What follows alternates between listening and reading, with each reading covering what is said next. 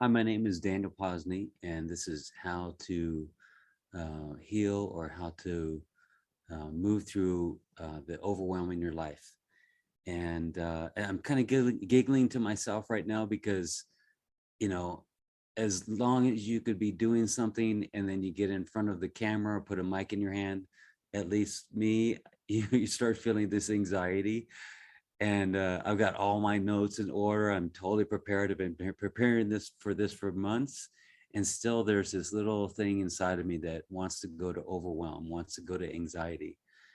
And the best that I can do, that I've done in all my session work, is realize that it's not me. I've done all the preparation that I need to do. And once I start kind of getting into the flow of the session or the workshop or something, it all comes out, and I get to the end of it and go, wow, that was fantastic. And um, Daniel, the person, the character, couldn't have put that all together without the help of spirit, without the help of consciousness. So I'm just reminding myself about that. And then I look at the Zoom call, and there was going to be over 40 people signed up, and it doesn't look like there's that many people on the call. And then that anxiety, well, maybe there's something technical that happened. And all I can do is just be in the moment and be present with it, and then continue on, and know that everybody that couldn't make it on the call is going to get a recording. So I'm doing the best that I can do in the moment. And that to me has kind of been one of the greatest tools. Is my mind wants to take me off somewhere, but if I'm staying present, okay, what can I change? What can I do? And then allow spirit just to kind of run the show. So here we go. Just to let you know that I am going to record this. So if you don't want to be on a recording, just shut off your video. If you don't want to be heard, actually, I think you're all muted right now. But if you don't want to have your face shown on a recording, just turn your video off, and it's in your um, lower left-hand side. This is stop video. All right, so here's what we're going to talk about. And this is going to be a really interesting blend of my direct experience, some psychological concepts that I've kind of discovered and researched over the years, some pragmatic ideas and tools. Um, there's going to be some spiritual concepts, some metaphysical ideas. It's just going to be kind of a blend with this, but that's kind of how I work in my session work. Is I kind of use all these different avenues and perspectives to kind of open up to a higher understanding. And that may not even be the highest understanding, but it's the highest one that I can kind of grab onto. So it's going to be a blend of that, and it's going to really kind of challenge maybe your concept of overwhelmed and why it's there and all that. So, but that's why you signed up for this. So I'm really excited about this because this is my passion, to talk about something, teach about something that I'm embodying and that I'm currently working on and have worked on in a deeper way. So I try not to talk about too many things that I don't know anything about. So here we go. So the first thing we're going to go into is the definition of overwhelm. And you can interchange the word overwhelm with anxiety because it's really closely linked with that. So, and all the things that I want to talk about, I want to know what the original definition of that thing is, and then how it plays out in our life. The next thing is this idea of masculine and feminine energy. And if this is new to you, it's just this idea that we have certain characteristics of ourself and aspects of our being and our personality, the way that we kind of move in the world. So, you might think of masculine as male and feminine as female, but it's, these days it's all over. So we're a mix of all that stuff. And there's certain aspects of the feminine and the masculine that kind of act in a certain way, or kind of are showing up in a certain way. Like divine masculine is kind of this, when I want to really take responsibility for something and be in integrity and go for it and make that phone call and do that thing and fix that thing, it's this forward momentum. And it's kind of like why men have a penis. It's like this forward momentum thing. So it's this, I'm going to take charge of this. I'm going to take responsibility for this. But it's also something that women have when they want to take responsibility and get shit done and do this and take care of that. It's a masculine energy. Now, the feminine energy is that part of me that when my daughter was born, I'm in tears and I'm holding her and I'm nurturing her and I'm kissing her forehead. And, it's like I take the time out of my day to love and to nurture. And if someone wants to rub my feet and I say, yes, that's that feminine energy that's allowing me to receive. So it's more like coming in. And that's why women have a vagina. So it's kind of that. I'm kind of joking around a little bit, but it's kind of that going forward and receiving kind of thing. And you can see kind of the aspects of the anatomy of the body where it kind of plays that out. But it does go a lot deeper than that. So what happens in our world, and I'll talk more about this later, but what happens in our world is that those energies can tend to get out of balance just by the way the world is, or the way that our father told us, don't be such a sissy, or our mother said, be a man and man up. And it caused us to be out of balance in our own natural energies. And so we kind of moved in a certain way to maybe make other people happy, or to fit into this classroom, or fit into this basketball game when we were in 5th grade or something. It's just, we tend to get a little bit out of balance by just the effects of the world. And a lot of the work that I do tends to kind of bring that balance back in. And so for women, I tend to attract women that are leaning more into their masculine energy, because they feel they need to get stuff done or be successful in what amounts to a male-dominated world. So, and then of course, because I leaned more into my feminine energy when I was younger, because I wanted to feel more peaceful and loving and calm, that's more of a feminine energy. So, I needed to kind of balance that out in my own life. So I tend to attract men that want to balance that out. The next thing is my own story of obligation and guilt. So that's all, again, wrapped up into overwhelm and anxiety when you're in this constantly feeling guilty that you should do this. And if you don't, you're going to lose love from this person. And then there's this obligation, to continue this cycle of being a people pleaser and all this kind of thing. So I've got a good story about that. And it's not who I am now, but I remember just enough of it so I can tell the story to you, so that we have a stronger connection. And you can kind of, it's this beautiful thing that happens when I tell just a little bit of my story, and you go, oh, wow, he kind of knows what I'm feeling. He's like reading my life right now. And your walls start to come down, and you start to feel comfortable and receptive to change, to heal, to integrate. And otherwise you feel like no one knows what my life has been, and no one knows how I feel. But I know that there's something that happens when we get together like this. There's this law of attraction. And law of attraction kind of states, we attract like vibration, or like consciousness, or like energy. And like all the stuff that I tend to talk about, there's always like a scientific truth to it, because I didn't want to get bullshitted by just spirituality. I wanted to know the truth of things so I could fully embrace this spiritual idea. So I'm going to talk a little bit about maybe some quantum physics, like when there's a vibration, there's a resonance with another like or similar vibration. And if you think of everything as a vibration, consciousness, energy, color, emotion, all has a certain frequency, it will tend to attract a like vibration. And that, if you can remember that one little piece about vibration, it goes a long way to understanding why you have overwhelm, or why that you act and have the life that you do that may feel out of balance. So remember that one piece about vibration and frequency. And you are a vibrating being of frequency. So remember that piece. Next thing I'm going to tell you what benefits that you're going to have with this workshop. And It's actually more than what I've written down about the benefits, because it just kind of affects every aspect of your life.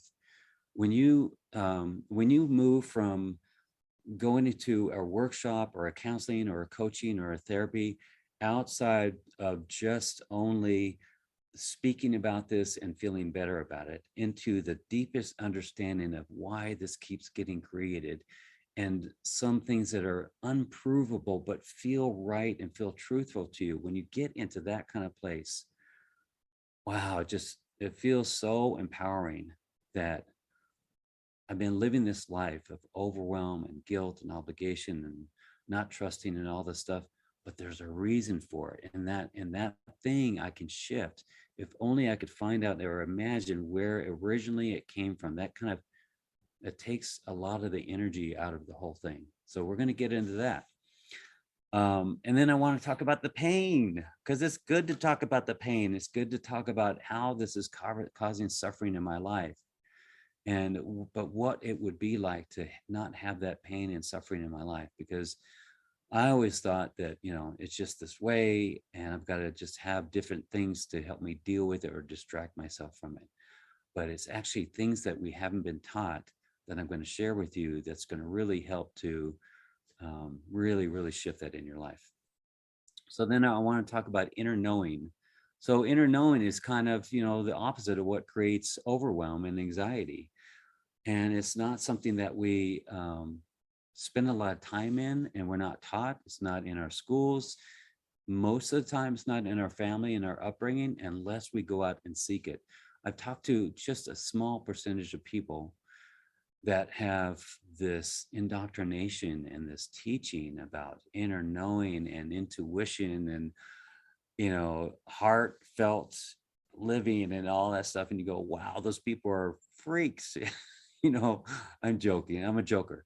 So it's more like, wow, those people are so different, Um, but we're normally not taught this thing. We're normally not taught about inner knowing.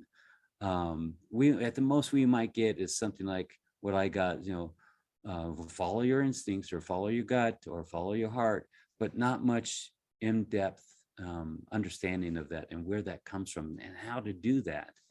So it's just kind of a, what's the word for this? Just a phrase that kind of helps us deal with, what we're living.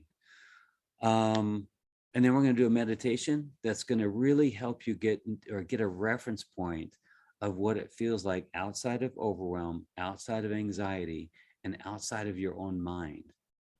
Because if we can get just a reference point of what that feels like, it not only we kind of get it in our memory, but our brain, our mind takes that as kind of a new program to run. And it'll do like it does with everything. It runs new processes and creates new neurological pathways and chemical responses fed to the body. And when you can start kind of creating more of those things, then you're on the way to kind of create it more and more in your life. But if we can have a reference point of what that feels like, that's kind of the key to starting that train down the track. Let's see. And then we're going to talk about the role of what's called the egoic identity. Now, I'll go into this in more detail, but I want to just at least share that this is not like the ego that says I'm the most badass quarterback in the world or I'm the most beautiful cheerleader. It's not that kind of thing. It's more the egoic identity is this aspect of us that takes the identity from the outside world and its experiences with the outside world, and it kind of gathers this information and it says, this is me. That's kind of my understanding in the most simplest form of what the egoic identity. So instead of just knowing myself as a presence or a consciousness, it looks at the world and how it interacts with the world and what the world does to it as to who it is. So we're going to talk about the kind of role in that and how it's just kind of gotten crazy just in the way that it shows itself, and how we can bring that back down to the size that it's supposed to be and have it work more for us instead of itself. So if you can think of the egoic identity as kind of I kind of think of like little guy on my shoulder that's always give me chatter, all these thoughts all the time. And most of the time, those thoughts are not good for me, but it's so manipulative. So how to process and heal overwhelm. We're going to really get into not only kind of a psycho-spiritual, metaphysical idea or psychological ideas, but also pragmatic and practical things that you can do to curb and heal that overwhelm. So that's kind of how I do things, is I'm a blend of the spiritual and the pragmatic with compassion, throw it into that mix.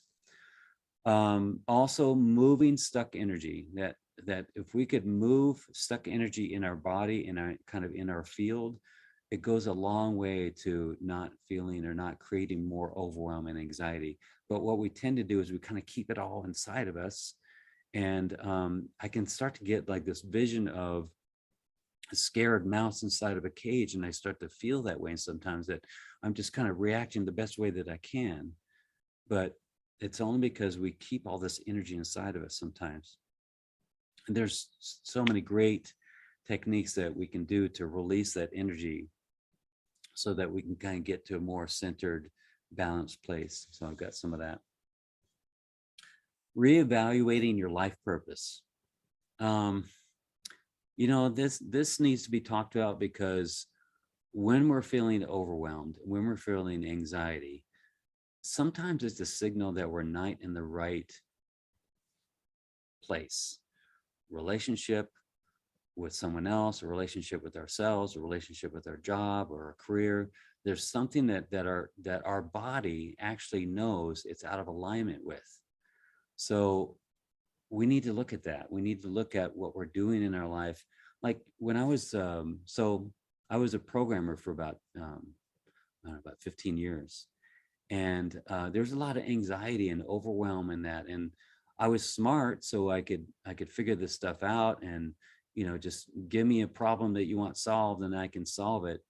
But I always felt this anxiety and this overwhelm about what I was doing. And I look at it now, and it's because it wasn't really my passion. I was good at it because I was smart with it, and I was kind of creative in like a, you know, Leonardo da Vinci kind of way, these different fixes for these things.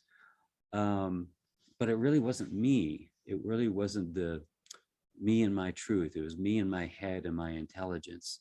So sometimes there just needs to be an honest look at your life and find out what really light you up, what really give you joy. And we'll go into that. The other thing is that I've created something called a universal statement of being.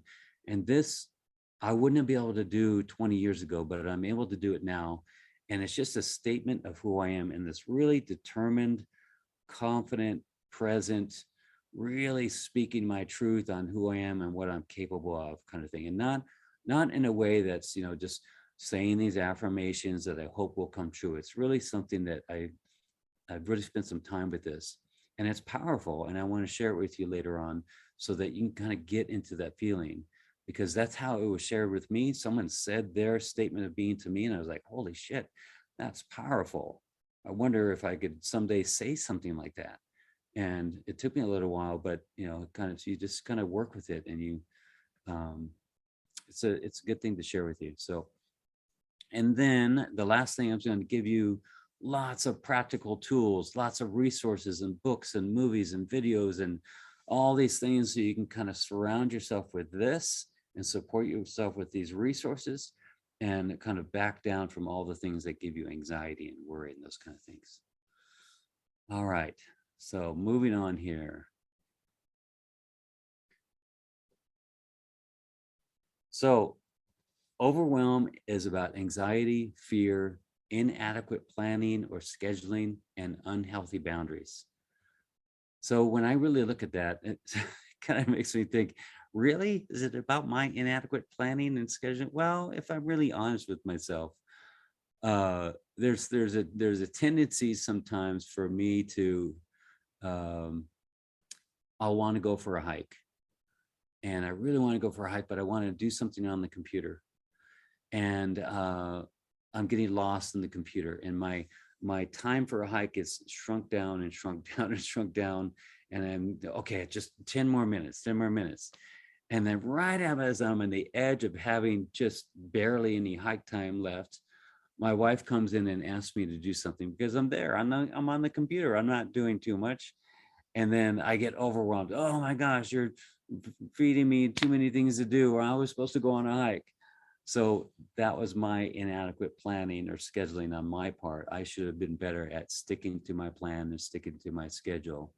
And it's only that I didn't follow through on that. So then the question becomes, why did I do that? How does that make me feel when I feel overwhelmed like that? Why did I not create the time for that? And, usually it all goes back down to feeling insignificant or feeling unworthy or something like that. So there is like kind of a base emotion that we're going to be able to get to.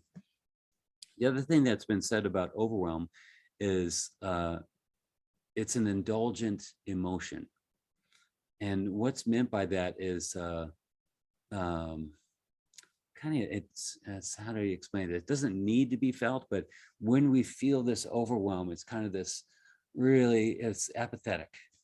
And sometimes when I'm feeling overwhelmed, there's this feeling that's kind of if you can think of, again, the mind going, okay, how do we really want to feel about this? Oh, let's really make it into something. And it really kind of expands into this big feeling of overwhelm and anxiety and apathy. And like all of our feelings that we've ever had in our life of being overwhelmed or an anxiety all come up into this one moment. So it's really, I guess, indulgent is a pretty good word. So the word indulgent, I wanted to look up the definition of this too: done or enjoyed as a special treat or pleasure. It's not quite a pleasure, but then it is kind of this special thing that we add on to our emotions. Just kind of a fun fact. So let's see. This is not a workshop that you're just going to get, different tools and things. We're going to really go deep on this stuff. So be prepared to take some breaths, and I'll do the same. And if we agree to just kind of take a breath and let this stuff settle. Sometimes I talk fast, sometimes I get passionate about these things. So I'll remember to take a breath and let these new ideas just kind of relax into you. And just realize that as these new concepts are kind of presented to you, sometimes your mind is going to come up with a reaction. And that's its desire to kind of stay in the old. But what we're doing here is we're kind of challenging that. We're kind of challenging the old ideas, and we're digging in deeper than maybe you've gone before. So it can be challenging, and it can feel like it's too much for the mind to process. But there's also something going on in your heart and in your body consciousness that feels like this is right, feels like this is true. This is really good. I feel really good about this. And then at the same time, the mind wants to come up with something that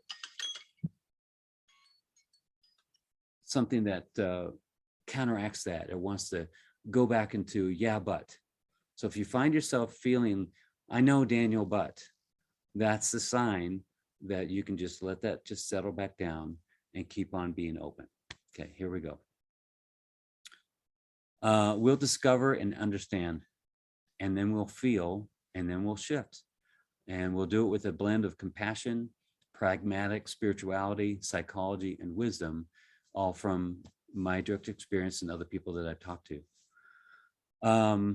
Let's see, what you're going to get to the core of why your life can be overwhelming and what to do about it. You're going to get real effective tools to balance your doing and your being, and your giving and your receiving. You're going to understand more of your unique situation with unbiased, non-judgmental listening by me, and practical guidance that promises to go beyond what you previously learned. Solid techniques and understanding to heal and integrate old emotional wounds. And then, of course, there's going to be an opportunity for you and I to work directly. Let's see, after the workshop, you'll move closer to a balanced masculine, which is certain, confident but not cocky, protective but not possessive, trusting, problem solver. The Rock, not The Rock the actor, The Rock, creates a safe container for the feminine, and a provider that doesn't have to control the way that money is spent or things are done. And then there's the balanced masculine or balanced feminine, creative, intuitive, emotionally balanced, trusting, open, vulnerable, and loving, nurturing, confident, expressive, and feel secure and safe with the balanced masculine. Imagine that. That's a pretty good feeling. Let's see. Although you may look successful, you feel an energetic imbalance in your relationships and career and find yourself focused outwards. And this shows up in ways that are through obligation and people pleasing and doing and giving and protecting and feeling guilt. Now, all those things are all kind of can be positioned or shown in a way that's a good thing. It's a good way of being a person, that I'm a giving person. Or some people, it's a very Christian thing to do. It's a very, I don't know, there's so many different ways of saying this. And they are really good qualities in a person. But if we're doing it in a way out of guilt or obligation, or that it's going to make us something, that's when we kind of get into trouble there. It kind of gets to be an unhealthy, inauthentic way of being. And that may be challenging to somebody that kind of derives their specialness from this, like I did, that I derive some love and attention and affection and admiration from people by being this loving, giving, supportive, people pleaser kind of person. And if you were to talk to me about this 20 years ago, I might have gotten a little pissed off, and I would say, no, you're wrong. I'm a good person, damn it. And you are a good person. It's just that if you're really honest with yourself, there's this feeling of resentment that starts to build up when you're in this overwhelm and anxiousness and guilt and obligation for other people. And there's just so much suffering in the world. I've got to just do what I can and do this work. And it starts to play on you, like, why isn't, if someone like from a religious background, I've heard this, that they're trying to do God's work and they're doing all this thing to help the homeless and the hungry and all this. And then, but inside they're kind of saying, why is God giving me these hardships? Why has God given me this suffering? Why can't I make enough money? Or why did I have a miscarriage or something? And they start getting resentful of God. Or someone that's not a religious person, and they'll be doing all this work to kind of build up the love of, around themselves. And then they don't get love back to themselves, like I was thinking. And I would get resentful, and I would say, why is it that I'm doing all this for? I'm such a good person. And then no one ever does anything for me. And really what was happening, I was just kind of had like an energy field of protection that no one could cross that line. And I presented myself in a way that was like, oh no, I don't need any help. I'm just here. I'm a wise giver. And it just leads to self-hatred, because I kept getting myself in situations that I wasn't really excited to be in. So, and what happens from that is that you start to forget who you are and what your own needs are. You think that you don't have any needs, that your needs are actually other people's needs. Listen, I've heard that one so many times, that my needs are other people's needs. I'm here to support other people. I want to call you out on that one, because really, you do have needs, and you do need love. You do need support. And when you get that love and that support, and you feel so fulfilled inside, your love that you give to people can be so authentic and so pure, and that feels so much better than the other way of doing it. All right. Oh, so I was wondering, a couple people asked me like where I get my philosophy about things, the way I talk about things. And someone asks, are you in the heretical teachings? And I didn't really know what that was, but I looked it up. And I guess, not knowing about it, but thinking the way that I talk about things, it might be heretical in that there are some things that maybe religion talks about things to in an unhealthy way over the years, being in guilt and not having a direct connection with creator, God, source. yeah, I do kind of speak opposite of that. So I guess there's a part of me that is kind of heretical teachings. If I were to really dive into it, I might go, wow, this sounds like the way I talk. And the other thing is that I've been asked if I'm referencing the DSM, which is the Diagnostic and Statistical Manual for Psychology. And I don't, I never knew about it, but you spend enough time doing this work, you start to get the concepts and you start to get the patterns of people. And I've often thought that, gee, wouldn't it be great if there's this manual that said, if the person has this experience in childhood, then it leads to this. And that's probably what the DSM is. But I don't reference it, but it just comes from talking to people. It just comes from listening to people and their stories and how it's kind of worked out for them or not.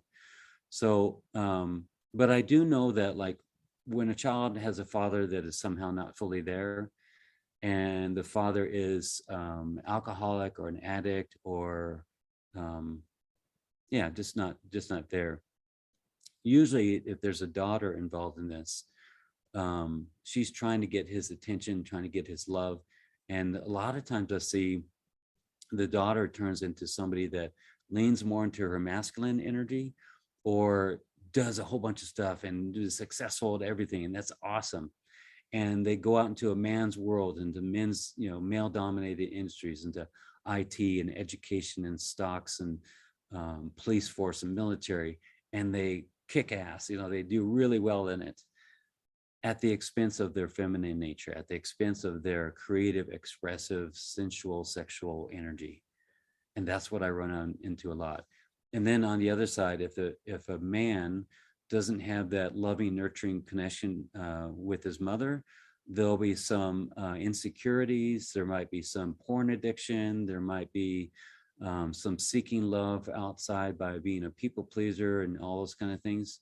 So some of the stuff I know because I've lived some of it, and I've been in front of a lot of as a listener. Although childhood traumas are at the root of the overwhelm that we feel, these conditions are not the cause of childhood trauma. In fact, there's this amazing trauma expert named Gabor Mate. You should look him up to get more information about this. He says, trauma is not what happens to us, but what happens inside of us as a result of what happens to us. And that trauma is manifested in a disconnection from self. Let me say this again, because this one is really powerful. Trauma is not what happens to us, but what happens inside of us as a result of what happens to us. And that trauma is manifested in a disconnection from self. And so now we got to look at take a moment to talk about what the self is.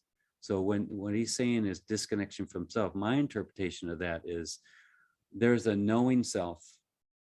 There's an ever-present consciousness of self. This is loving awareness of being. And then when trauma happens, we get disconnected from that. And my eyes start tearing up when I talk about that. That we're walking the planet, disconnection from that self. And we have different ways that we learn how to cope with that. And I think that is one of the deepest longings that we can have, is to get reconnected with that self. And in the meantime, we're walking the planet lost in that. And we distract ourselves. And we have different addictions. We have sexual addictions. We have alcohol, drug addictions. We take medications. We go on, extensive trips for the sole purpose of distracting ourselves and not actually to love ourselves.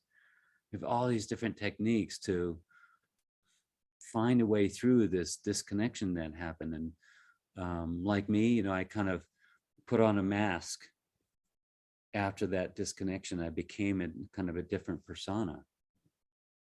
And that was that disconnection. And it's this, I remember it happening. It probably happened before this, but this is the major moment that happened in my life when I was 12 and my dad was, killed in a car accident.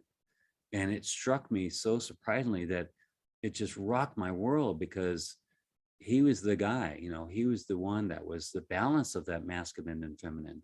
So that when that happened, it just completely disconnected me from my playful, curious, loving, heart-centered self. And I went, it clicked into something else.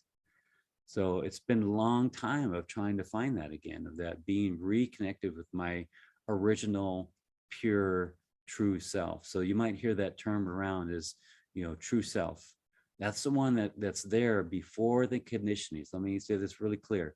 Your true self, pure self, the original self is that which is there before your conditioning. And the conditioning is what happens with well-meaning family and friends that cause your mind to come up with some story about yourself. Here's a short little story. A woman as a little girl is walking down the street, 3 years old. She's walking down the street with her little friend who's also the same age. This little girl, number one, she has a wonderful grandfather. He is so loving and so caring, and he sees them walking down the street. So he kind of skips on over there and he holds out his hand to hold his granddaughter's hand. And then he looks over at the other girl and he holds out his other hand. Well, girl number one turns into a young girl and into a woman that has a belief that men will leave her for another girl. And it's completely not true. But that's what happened. It doesn't have to be a traumatic thing. It's just stuff like that can happen where the mind will interpret this as a traumatic situation. So, you know, I've heard people say, I don't have any trauma. Well, if you're born of the womb, you have some sort of trauma.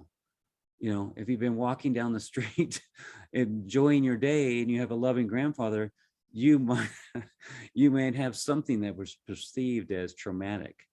So stuff just happens. So when I talk about these things that this happened in my childhood or because of the relationship with my parents, it's not because of my parents.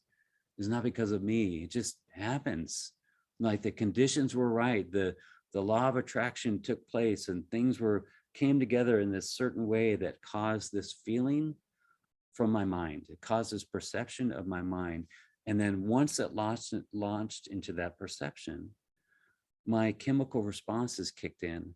And then it talked to my body and said, okay, respond this way. And then they started to have this communication going on. And then it leads to illness and disease and pain and all the kind of stuff. So got to know that part. It's really important that you kind of just touch on this part that traumas and perceptions of the mind all are at the kind of the root of us living a life of overwhelm and anxiety and worry and all those kind of negative or detrimental ways of being. It all stems from some original thing in childhood. In fact, what they say in psychology is between birth and 8 years old is when we get our emotional traumas. And it's that time that we're trying to, as a being, a new being on this earth with 8 billion other beings, that the mind is created as a, I kind of think of it like a cloud. The egoic identity is created like a kind of a cloud that follows us everywhere. It's nothing real. It doesn't even exist, but it's created with a blend of thoughts and beliefs and perceptions. And that becomes the story of who we are. And it does this great thing. It does this thing of setting us separate from everyone else. But in that, there's this, inside of that thing, there's this insidious, manipulative core to it. And it can get really strong in our life and it can kind of convince us of things that aren't really true. So take that little piece that I'm talking about right now and just kind of put it off to the side and just go, okay, maybe I should look more into that. Doesn't mean you need to dive into psychology, but just kind of take that. That's all you need to know for right now. All right, let's move on and let's let that just settle. So how about we all just take a deep breath? That was a lot. That's a lot of information. It's a lot, maybe some new information, maybe not, but it's just a lot of information. So just let that settle.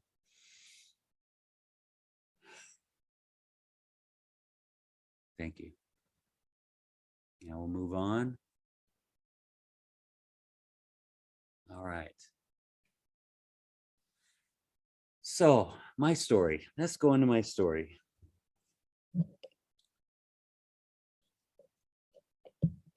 For most of my life, as far back as I can remember, I had guilt and obligation. I had feelings of insignificance, feeling underappreciated, unacknowledged. Those are all just things I can really track back to different phases of my life where it just kind of got reinforced and reinforced and reinforced. And I'll talk more about that later. But through traumas and through experiences in my life, wires got crossed. And there were early negative experience or perceived negative experiences in my life. Don't get me wrong, some of those experiences of trauma were very real, but add on to that all this other, not so real perceived traumatic experiences. So it's a blend of real trauma and perceived trauma, and together it doesn't even matter anymore. It's just, it's all traumatic. My dad was working 2 jobs, and I would see him lucky if I saw him on the weekend, because I think he would get up at like 4 o'clock in the morning, 4 o'clock in the morning, and go to one job and then leave that job and go to another job. And the whole idea was he was working 2 jobs to, support the family and the house and all that. We lived in Orange County, California. And my mom and dad also had this idea of taking us on a trip to Africa and to Europe someday. And so he was working jobs to make all this stuff happen. And, now when I look back at that time, he was a dad when he was about 19 or 20. And he had a little, daughter, my sister. And then 2 years later, they became pregnant again. But number one child turned into 3 kids because I'm a twin. So he's got 3 kids, he got 2 babies, screaming babies, and a 2-year-old. And so he's working 2 jobs and he did so many things, man. He was a cook. He had like a upholstery business. He was a machinist. He was a master scuba diver. He did all of these things. But now I look back at that kind of lifestyle and what was happening. Man, there was overwhelm there. And I can completely feel that, how he's always just trying to make it work, trying to go. And he was such a great guy and everybody liked him. I probably got some of those qualities from him and some of those things about, seeking love from other people, because everybody kind of pulled from him. And now I see the pattern that I kind of took on, either energetically or physically or psychologically, that I pulled some of those patterns from my own father of being this nice person. And then also because of that, people pulling energy from you, wanting you to help with this and do that, or be at this party because everybody likes you. All those things kind of pull you out and starts to become overwhelmed. So I imagine that when he died, I imagine that when he had the car accident and he was killed instantly, that there was a big relief. Not because he wanted to leave the family, but because all of his overwhelm was gone. And that's really that's caused me some meditation, some deep thought about that, about how I want to shift that in my own life and how I want to kind of break that chain. So, but before I did that, I became a caretaker. I became a people pleaser. And I got my identity from how I showed up in the world and how I did things for people, and built up resentment and built up what's called victim consciousness. And if you haven't heard of this phrase or this term, it's just the idea that, you kind of walk around going, why me? And why does shit keep on happening to me? And, either a little bit or a lot. Or you might think that another person is a victim. And that's also kind of being in that state, as if you believe someone else is a victim. I know that there can be victimized people, but when you are in the consciousness of victimhood, that's a different thing. So when you're in the consciousness of victimhood, is that you're just kind of become this person that's kind of lost himself, and whatever you're doing, that you're going to be taken excuse me, you're going to be taken advantage of. People are going to hurt you. People are going to steal from you. You know, it's that kind of thing. You're in the consciousness of that. Now, to get a better understanding of that, if you were in Christ consciousness or Buddha consciousness or something, you would be living in a different way. Not only would you think differently, but you would be kind of existing in a different way. So also put that one in back there, that overwhelm, anxiety, distrusting, people pleaser, all is kind of victim consciousness fits in there sometimes too. So how do I know this stuff? All right, let's see what else we got here. Many people live and die by drawing exclusively on the energy derived from their physical processes. Say that again. Many people live and die by drawing exclusively on the energy derived from their physical processes. That means they get who they are by their environment, by how they engage in the world. But this way of living can drain us energetically, and it leaves us feeling overwhelmed and depleted. So that's kind of at the core of this whole overwhelm and anxiety, is that it's we get ourselves, our identity of ourselves and our purpose in life about what we do. But we don't really, we're not really taught that what we should really be focused on, how we feel. It's not really what you do, it's about how it makes you feel. And if it makes you feel in an awesome way, in a joyful way, that's fantastic. But if you're doing something out of some kind of guilt or obligation, or you don't know any better, and it's making you feel like crap, there's a misalignment there. So really what we need to be looking at is that, why are we doing this? What's going on in life, and how is it making us feel? So if I had kind of the time to kind of really think about that back when I was being a technician, I would probably answer the question, I'm just trying to, make money. I'm trying to support my family, and that's a very valid response. And I know now that it's only because I wasn't consciously living. I was just trying to get by. I was just trying to react to the world in the best way that I could. And I was, and you have been. But there's this other way of living that just kind of is more empowering, is more conscious, is more feeling. And it has a way of shifting how you live your life and what you do in your life, that you start focusing on, actually, does this make me feel good? Okay. Let's see. Eventually that energy dries up and we can start feeling resentful in others, and ask yourself, why do I give and give and nobody seems to give to me? And then self-hatred comes in. I talked about that. Let's see. So I want to share with you what I do. So just a moment to why I'm here talking about this. Kind of, it's about time I did this.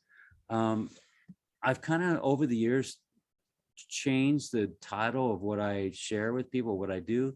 And the one that I'm with now is Ultimate Potential Coach. So I help people reach their ultimate potential.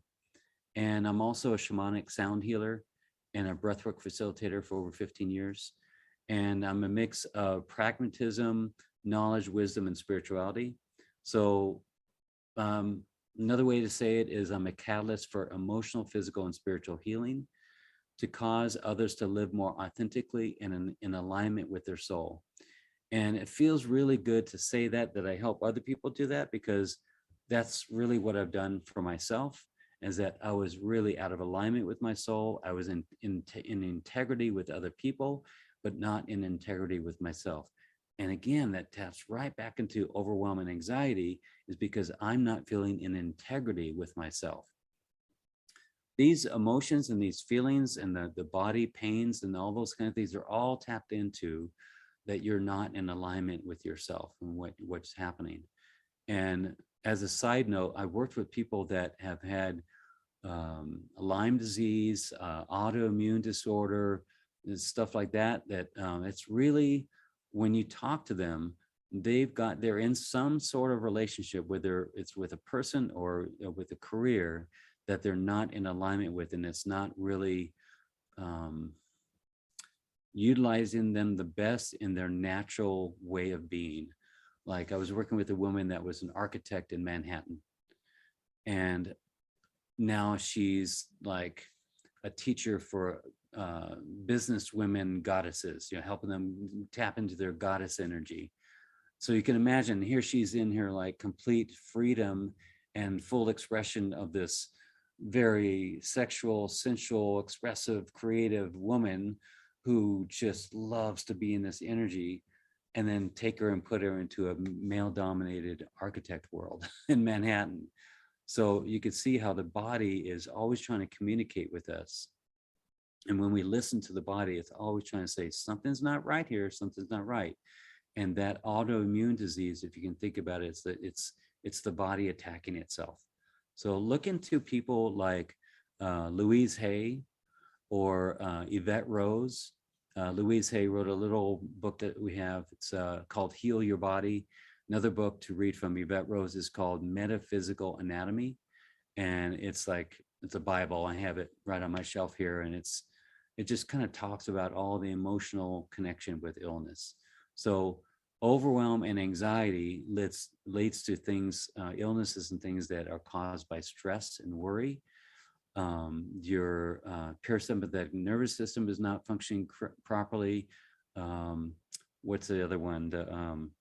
Like when you drink a lot of coffee, your adrenals are shot. All that kind of stuff is all kind of tapped in. But it can be fixed. It can be corrected, but by going to the original cause of why it's originally happening. So let's say your adrenals and everything are whack, and you're just having a hard time, so you drink more coffee. And then you go to your job, and then it's just crazy and it's dramatic, and you just feel so overwhelmed in your job. But think about this. Is there any way, if you really are honest with yourself, or really look into yourself, is there any way that this subconscious need for chaos is something that somewhere in there you feel comfortable with, or you at least feel more alert with, or you at least feel more aware of your surroundings? So here's the theory. Like if you're a little kid and you have something traumatic happen to you, maybe a bunch of kids gang up on you and beat you up. So your next thing is to go, I'm just going to be aware of everything. And then so that kind of creates this pattern in your mind, being aware of everything, which is anxiety. And it leads to overwhelm. So, but you tell yourself, or your mind tells yourself inside, but if I'm that way, at least I'll be safe. So just give me an environment where there's chaos so that my senses are on all the time. I know it's kind of a weird concept, but it's one that I've seen quite a bit, that people will actually attract a job or a relationship that gives them more of that chaos. And it's when you talk to them and they say, yeah, my childhood was chaotic, and it was just that way. Everybody was yelling at each other and screaming at each other. And somewhere inside there, the mind made you believe that it was normal, or that it's a safe place to be. I know that's a weird thing, but actually can happen. All right, let's see. Oh yeah, so I was going to share with you more about my upbringing and what that led to. So I was looking at this and how things got kind of perpetuated for me feeling overwhelmed and anxiety. If you pull yourself out of blaming what's happening right now, and you look back at the childhood experience, you don't have to actually remember a certain instance, just like that woman walking down the street with a little friend and the grandfather. You don't have to remember or know a traumatic experience, but if you can imagine or take some time like she did and kind of look into that, you'll probably find something that is conducive to creating the trauma that caused you to be this certain way. So for instance, for me, my father dies unexpectedly. That I could imagine that little 12-year-old boy being there saying, wow, my whole rug got pulled out from under me. Now I'm going into, what was I in, 7th grade? Now I got to go into 7th grade, where you got to show up completely different than you did in elementary school, right? And now I've got to find myself. I was hoping that, at that time I would learn how to, chase girls and drink a beer and fight and all those things. And that just wasn't there. It kind of, Now, like the insecurity starts to kick in, or more so, maybe the insecurity was there because I was a twin and I had to maybe fight for my food, fight for the breast or something. I don't know. um, and then there's this idea that, maybe I took on some overwhelm from my father and his experience with being a father and having 3 kids and 2 jobs and all that. We also moved a lot. That also causes more insecurity in my life. What about my mother's overwhelm? What about her overwhelm with being pregnant with twins and going to have 3 kids to take care of? And you're not wealthy, and that's got to play a part. And I was in the womb for 9 months with that feeling. That gets right into the womb. What about when I was in high school and I was doing cocaine and drinking? That also, I mean, you can see where the insecurity and the anxiety leads to a drug that creates more insecurity and more anxiety. And then worrying about getting caught, and it just it leads into more and more perpetuating this thing. And back then I would have said, well, this just keeps on happening to me. Well, think of it this way. Think that we all kind of live in a world or reality or dimension. Let's simplify it as a room. That the way that where you've been living your life is in a room. And that room has a certain vibration to it. In fact, the floor is vibrating in this specific frequency, and it vibrates in the frequency of guilt. All emotions have a certain frequency. So guilt is vibrating in a certain frequency, and then obligation also is a similar frequency. And then distrust is also in there too, is a similar frequency. So all these certain things are all existing in the room that you live in, that you see the world from, that you get the perceptions of yourself in. So, and then here it is, you're trying to fix the problem from within the room. Doesn't it just blow your mind that, oh my God, how can I fix this by still being in the room? And you try and do things, and you try and have a couple more martinis, you try and go, on a trip, or you do this thing and you hope you'll get it fixed in this relationship or whatever. But if you're still in the room, you're still in the room.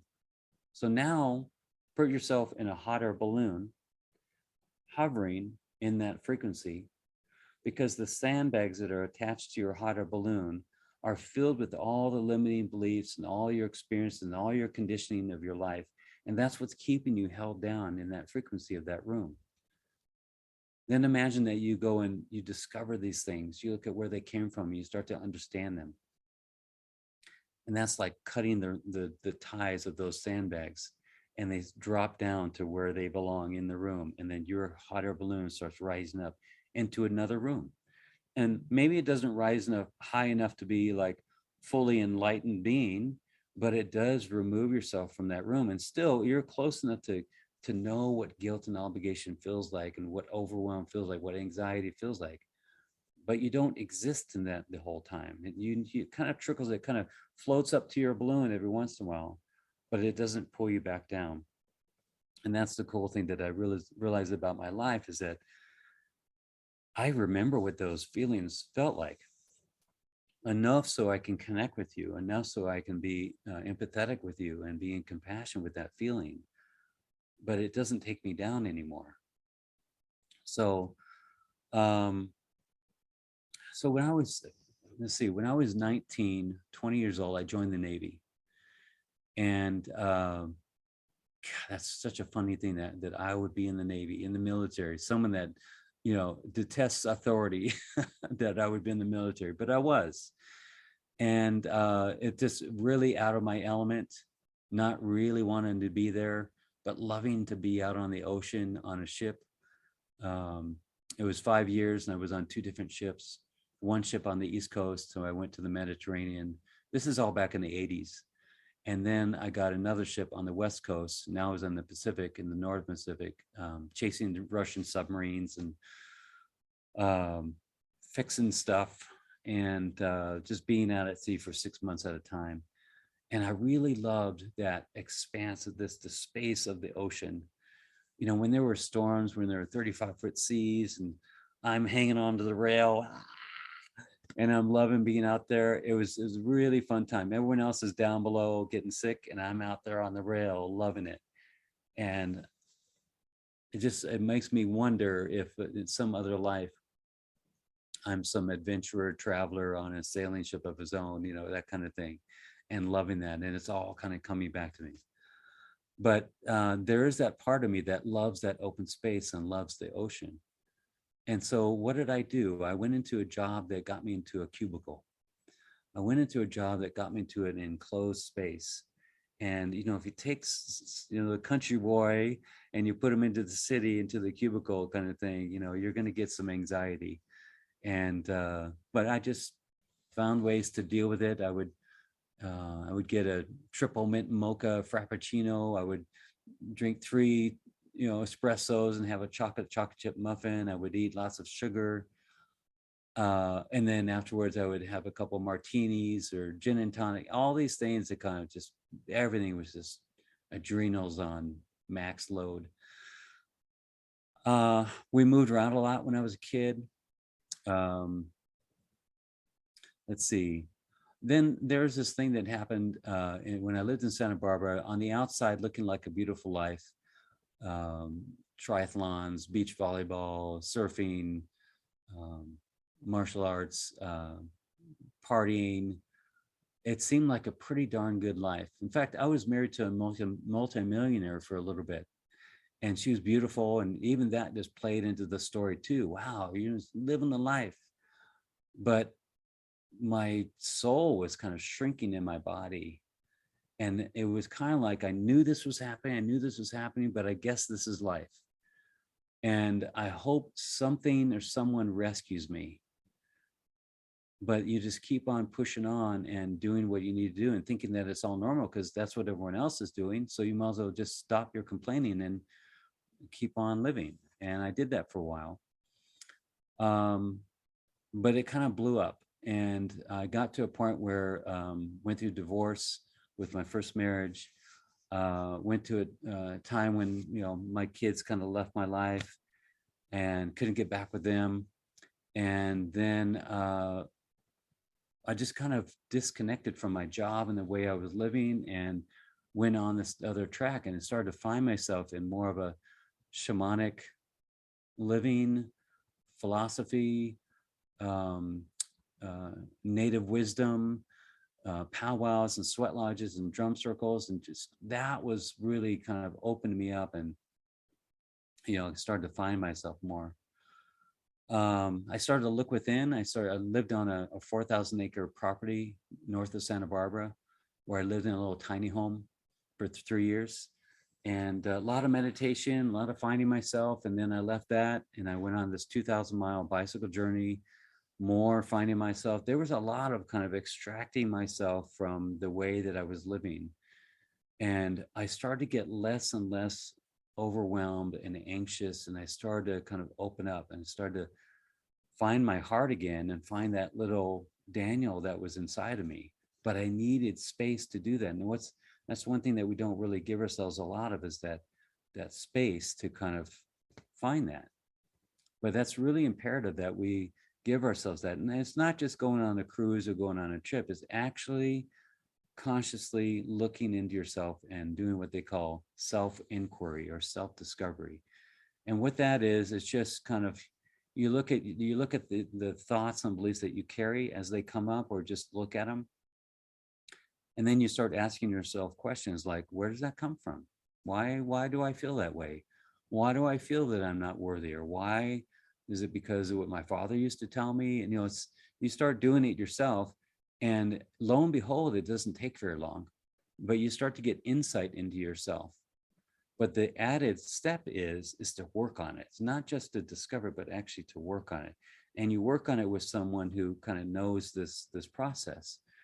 And it becomes very liberating, very empowering. And those old feelings of overwhelm and anxiety and worry and guilt and shame and all those things start to fall away. And you realize that you're not that same person anymore. In fact, you've never been that person. It's actually been your mind. Your mind is the one that goes into overwhelm. Your mind is the one that goes into anxiety. And, we're going to go deeper into this concept, but I want to kind of plant the seed that you think that you're overwhelmed. You think that you're anxious. You think that you're worried. But if you're really, let's be really honest here. It's like, let's take this to court.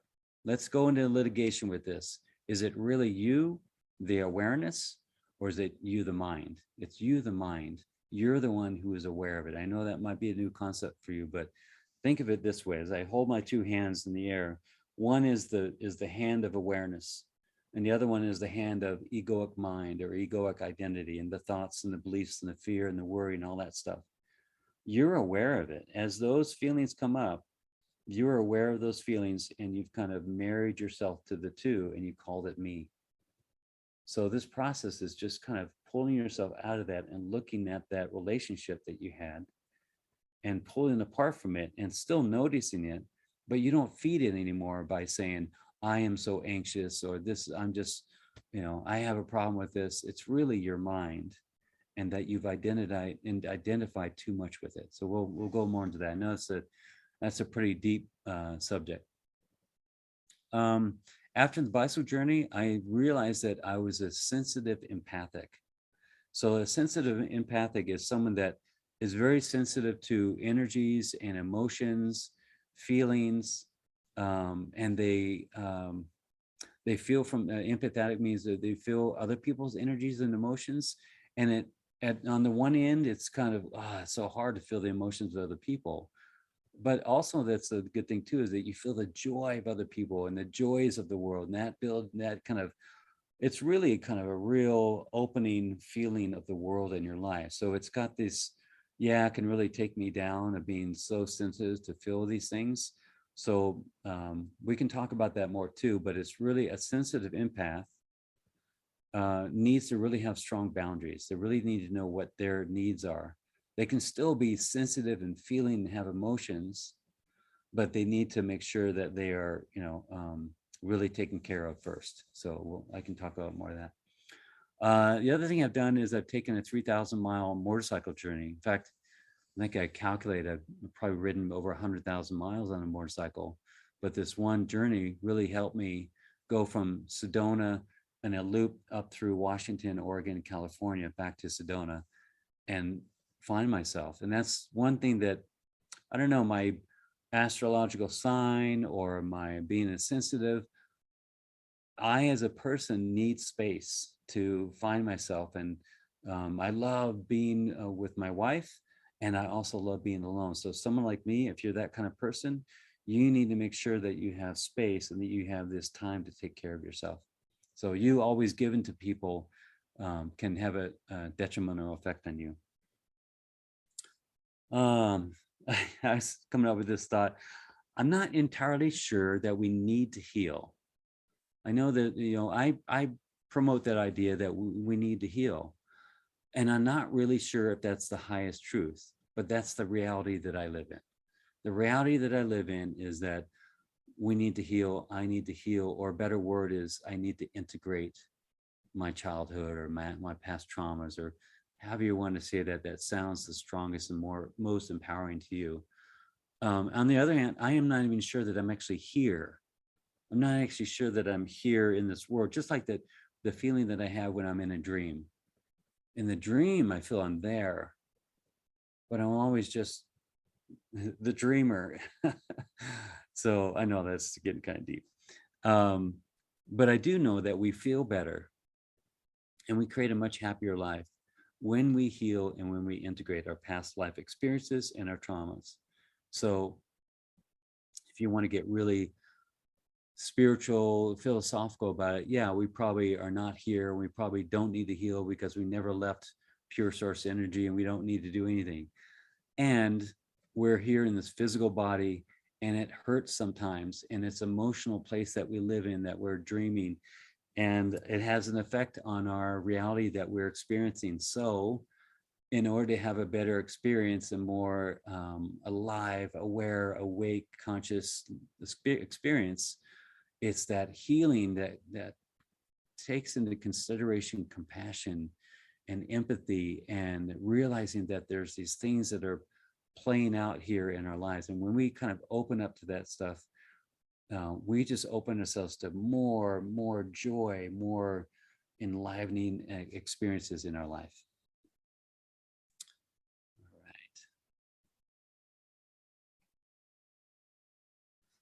Let's take a little break.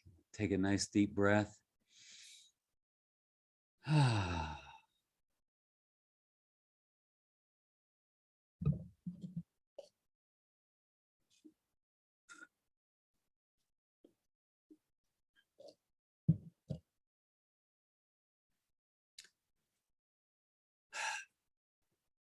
Hope you're doing okay. I know this is a lot of information, but there's a certain amount that I need to kind of push through to kind of get through. There's a barrier of the mind. And when I talk in this certain way, with the passion, with the information, with the wisdom and knowledge that comes with it, it has the effect of um, untangling the mind and releasing the heart. And that is such a good feeling. And you may be feeling that this is hard to understand, or this is a lot, or something. Yeah, it is. It is hard to understand, but it's not hard to know. It may feel like it's hard for you to get all these concepts in one thing. Yeah, it is. But your heart already feels it, and your heart is probably expanding with this like a light at the end of the tunnel kind of a feeling. That's the feeling that I had, is keep telling me this stuff, keep showing me this stuff, because this is showing me a light at the end of the tunnel. Because I was, in the past, I was feeling like I don't want to jump ship, even though the ship is sinking. I don't want to jump ship and grab a life preserver that's not going to be there when I launch myself. But this is a life preserver that you can hold on to. It's what I'm talking about is backed up by science, quantum physics, psychology, real life examples and experiences, spirituality, metaphysics. It just kind of has a lot of truth to it. And one of the best things that I hear from a lot of people is, God, this feels so good. This feels so truthful. Yeah, it does. That's how I felt about it too. I remember the first time that I kind of engaged in this kind of this philosophy or way of being, or life, whatever this is. It's, I guess you would call it, living more authentically. My girlfriend at the time, we had gotten into an argument, and she said, well, if you're pissed at me, it's your shit to look at. And that's been something that I've always remembered. And that is the thing that hooked me. It pissed me off, but it hooked me and it intrigued me. And I said, if that's true, to myself, I'm thinking, if that's true, then there's somewhere I can go and get more authority in myself and get more empowerment in myself, so that I won't feel so overwhelmed and insecure and anxious and guilt ridden and all that stuff. Like there was a way that was inside of me, and I've been following that path ever since. All right, so the next part of this, this was really interesting to me. This what it came up here. Our emotions are indicators of how we are feeling about something. Anger comes from powerlessness. Anger comes from feeling powerless.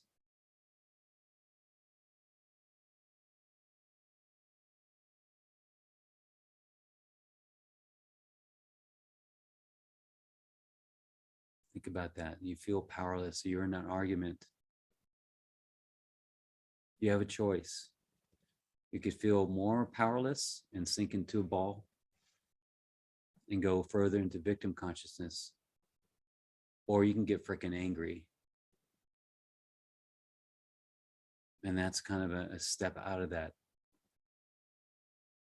It's like the propellant, the catalyst to pull us out of that powerlessness.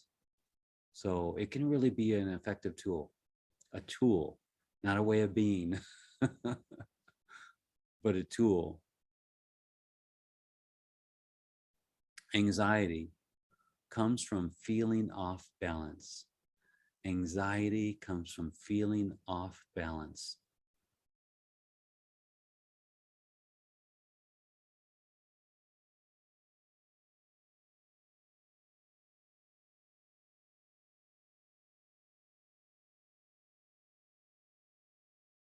I feel anxious. I feel off balance. Something's not right. These are important to me to understand because it gives me a deeper reason why I'm feeling this emotion. It's just not a thing that happens and I've got to deal with this emotion because this person did something. That's the way that I used to think, is that this person did something and said something, made me feel angry. And then it stops there. But why did I feel angry? Oh, because I felt powerless, or I felt like I was being controlled, or I felt like something was being taken away, or I felt scared. Wow, it just, see how that just opens up? It opens up into a place you start to understand you more. Why do you feel overwhelmed? Why do you feel anxious? Because I feel out of balance. Because I committed to something that I don't feel good about. Because I said yes when I meant to say no. I said no when I went to say yes.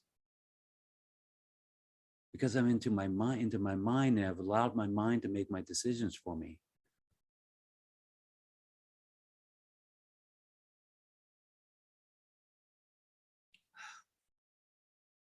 That may be true, but now we have something.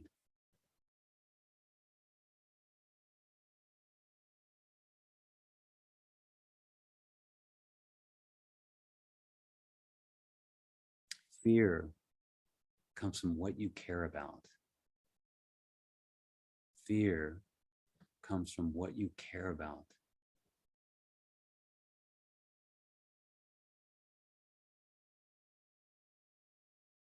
What you care about might be taken away.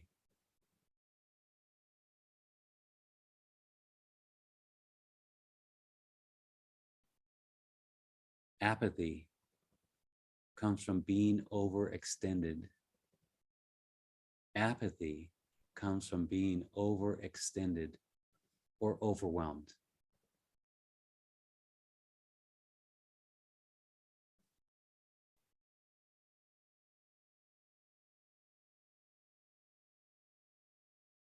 If this is new for you, you're in a completely new place, that you've got some deeper understanding. It's not just that you feel this emotion and you just doing the best that you can and you just gotta, I don't know what, cope with it. Now you're at least, even now, where are we at? An hour, almost an hour and a half in. Now you're in a different place, a little deeper understanding, just a different perspective. Sometimes that it's just that little bit, that little deeper understanding that, like for me, just kind of open things up. And we'll go a little deep in the deep zone right now. Is that every moment that you make a choice, that you have a different perception, a different idea, a different understanding, you live in a different reality. Now, this isn't something that I can prove, but all the quantum physicists and interpreters of reality all kind of lean into this way that there are multiple realities, dimension going on all at the same time. And that time and space are these contrived concepts. It doesn't really exist. So every time we make a choice like this, every time we have a new understanding, we live in the consciousness of that understanding or the consciousness of that being. And you leave the old one back behind, sort of, as the previous reality. Still exists, still there, existing right now, but now you're here. And it's kind of a cool thing to kind of look back at that old one and go, yeah, I remember that. I remember not too long ago I was there, living in overwhelm and anxiety, not really knowing what to do about it. Now I live in the world, in the reality where I have this understanding or this consciousness. So understanding and consciousness, two different things. There's an understanding about, I understand this as a concept. And then consciousness is kind of the place I live with that. It's another good word is what I've embodied. So when you embody something, it's, you have the understanding of it and you don't really need to understand it any further to live it.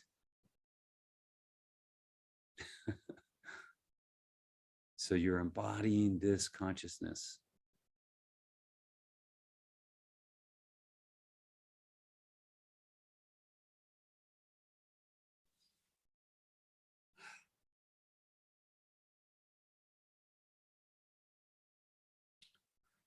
We've been accustomed to living in what might be called a wounded masculine society. This is my theory about where we live. It's a world driven towards overwhelm. And because of this, some men choose to lean more into their feminine energy, like I did, and lose touch with their inner strengths for the sake of feeling at peace and loving. And the inner strengths of being in this masculine nature, this male body, is about having the strength to do things and fix things and build things. It's just that energy that we kind of is in our cells. And I kind of pushed that aside, and I kind of wanted to be more peaceful and loving and less anxious about the world. And the feminine energy came in so beautifully. It's a beautiful energy of what I was looking for. And it served me for a long time. But there was a false sense of balance that I had. And I was kind of projecting this energy of peacefulness when inside me there was rage. It's hard to admit that, but there was rage inside of me. Maybe it was because my dad was killed when I was 12 and he wasn't there. Maybe it was because I felt disconnected from God. Maybe it was because I became a person I didn't want to become. All those things, whatever it was. But there was definitely anger and rage inside of me. But I played it off by being this peaceful, nice person. And it came up. It came up in a big way, and it needed to be looked at. And so if you're the kind of person that is portraying this image of being a peaceful, loving person, if you had what I had going on, you know it inside of you.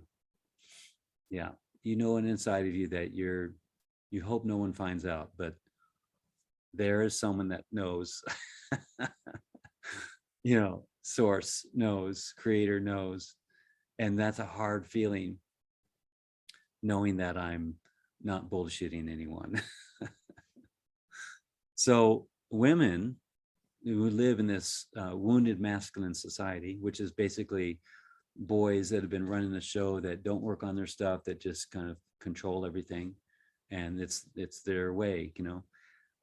Women feel out of alignment because they lean into their masculine, and like I said, they go into male dominated industries and always feeling like, God, man, I feel so successful, but again, I feel so out of alignment. I feel so not successful in my beingness.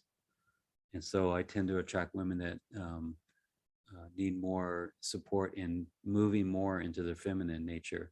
Like women that want to become pregnant, but they're self-described type A personalities, and they're doing, and they can't get pregnant, or they can't keep the pregnancy. And part of that thing is that this womb, this part here in your sacral, it's what's called the second chakra. It's a color orange. It's about your creativity and your expression and your sexuality. And that's where the original being starts getting created. But if you can think of the soul coming into that place, and the soul is going, I ain't going in there. No, the way things are working right now, that's not a loving place. I gotta, you want to create life with 10 fingers and 10 toes and a heart beating and a brain working. We need to have a loving place in there. So you think of the soul going, I'm just going to wait for the right moment.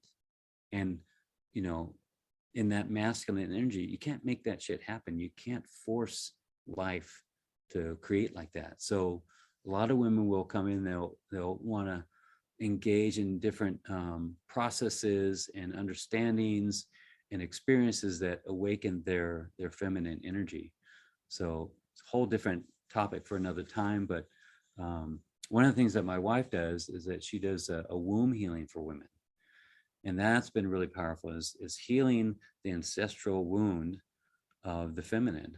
and releasing that energy. And it's a combination of coaching, counseling, breath work, sound healing, energetic release, all kinds of stuff. And it's been really powerful. So because of this whole imbalance of the world that we live in. Let's see. I already talked about this.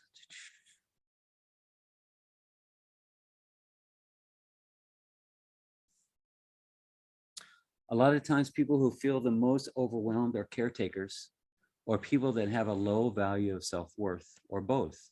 Caretakers usually don't allow people close to them so that they themselves can receive support. I think I mentioned this before, is this, I'm going to go give to the world, I'm going to give and feed the homeless and do all these things. And what that does is that it's this going forward energy and not allowing anyone to come because I'm too busy giving kind of thing. And it's like this force field of protection. Other times they're subconsciously trying to prove themselves capable and worthy of love to their father. The point is, stop thinking that you're overwhelmed with something that you can fix without dealing with the underlying cause. So today, what we're talking about is not about doing a Band-Aid on the problem. It's not about spiritual bypass. And I've heard people say things like, I leave it in God's hands without taking responsibility. So yeah, everything is in God's hands, or in Creator's hands, or in Source's hands, not in your hands. But take responsibility, because there's a combination of doing your own work and leaving it in those hands and leaving it up to Source. But there's a certain amount of taking ownership for this. Like, you need to prime the pump a little bit. And I'm finding this the same thing. Like, if we want to buy a home or sell our home or buy a car or do something, have a relationship, yeah, leave it in God's hands. It all happens, but there's a certain amount of bringing yourself into the right position to allow that to happen. And that's why this work is so important. Let's see.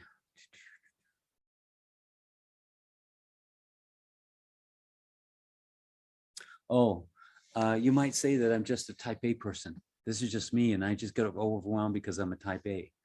You weren't a type A when you were a baby. So the world, your life, your experiences conditioned you to become a type A, or an extrovert, or an introvert, or whatever personality type.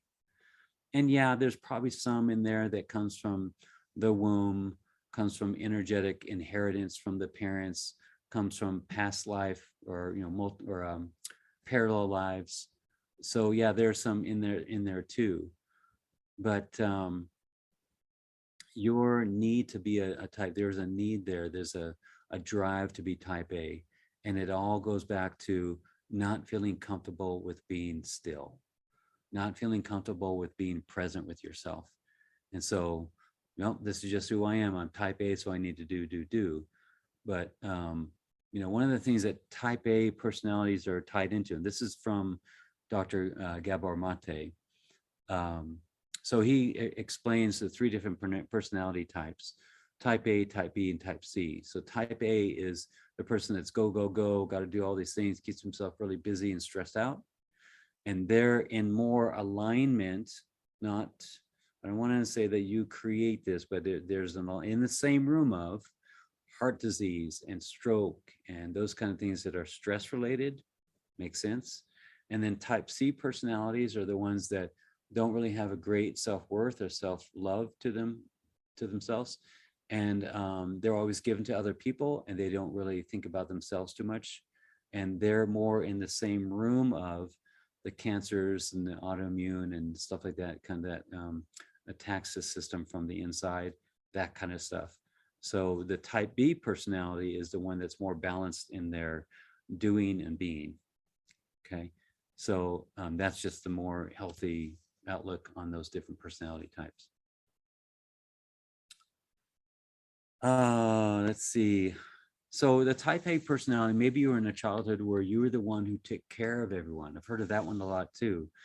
So even starting as a young child, you could be the youngest one, or a lot of times it's the oldest one that due to the circumstances, you had to feed everyone, you had to pick up everyone, you had to do everything in the household because Maybe your mother was an alcoholic, or your mother wasn't available, or your father was abusive, or whatever the thing was.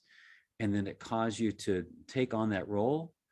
But then your mind created a little program of its own and said, this is how I get appreciation. This is how I get love. And it became your new identity. And so you carry that into these other relationships, and you carry this type A personality that's always doing for people. And it becomes unbalanced and overwhelming. You're here because consciously or subconsciously, you know that you can change this pattern and belief, which draws in activities, situations, and experiences that create more overwhelm. So you've been living in the overwhelmed room. It's time to exit the room. So the ultimate problem is that overwhelm becomes a physiological problem. Negative emotions, unhealed and unintegrated, leads to physical pain, illness, and disease. Really let that sink in. Negative emotions, unhealed and unintegrated, leads to physical pain, illness, and disease. Without even having the medical information and the research and stuff, all the stuff that a lot of us that do this work go into, you can feel into that. You know people that lead an overwhelming life, and you see how they tend to kind of attract more of that. They can kind of, their driver's license gets expired and causes problems. They get a flat tire, run out of gas in the same day. It's just when people live in that, they kind of attract more of that. And I say this with as much tenderness and love that I can, but it is true. And the more that we can kind of really honestly look at that and say, is there a possibility that my thoughts and beliefs about myself and about the world somehow bring me in that room, that I find myself in that room? If that's true, there's something I can do about it.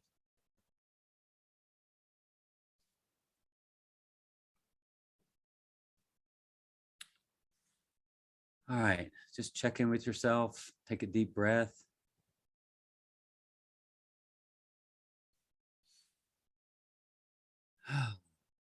I hope you're benefiting from this. I hope you're still watching, listening. I'll keep going.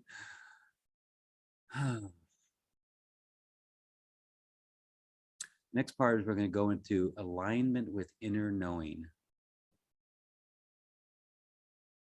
Wasn't a concept that I knew very intimately 20 years ago, because no one talked about it. And no one talked about it because it was too weird. It was too out there. Inner knowing. Yeah, I follow my gut. No, it's something deeper than that.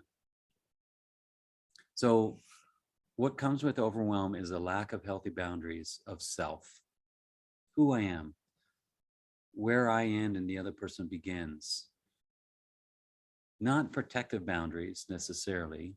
It's not one that I've set my boundaries and no one can come here because I'm protecting myself from the world. That is not the cure. That is not the fix to what we're talking about. It's not to contain yourself so much that you never live your life, because you can tell that like a disease like arthritis, is your body closing down like that. That's kind of a match to that really protective kind of way of being. It's really more about knowing what your needs are, being able to say no or yes when you need to.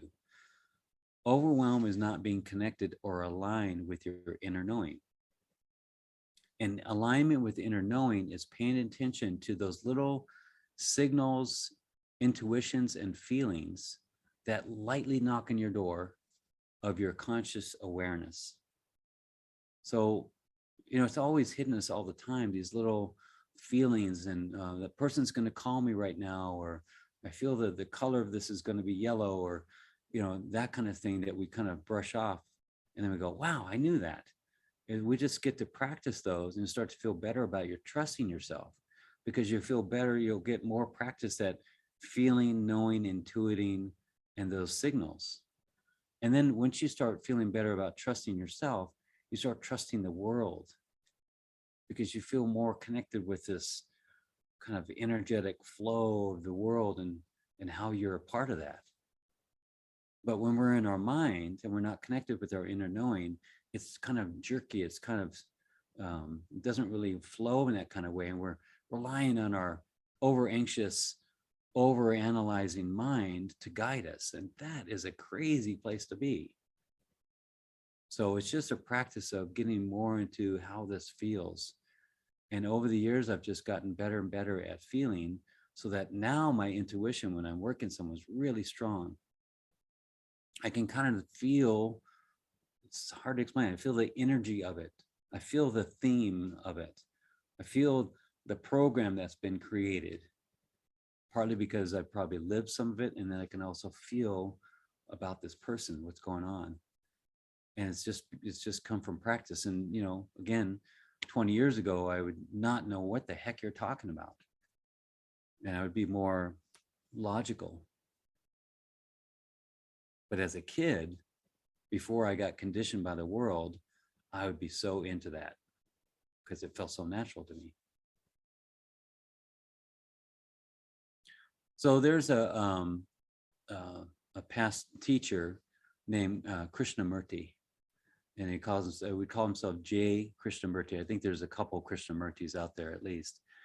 And he was regarded as one of the greatest thinkers and religious teachers of all time. And he talks about this need for radical change in the world. And he was asked to describe, you know, what lays at the heart of his teaching.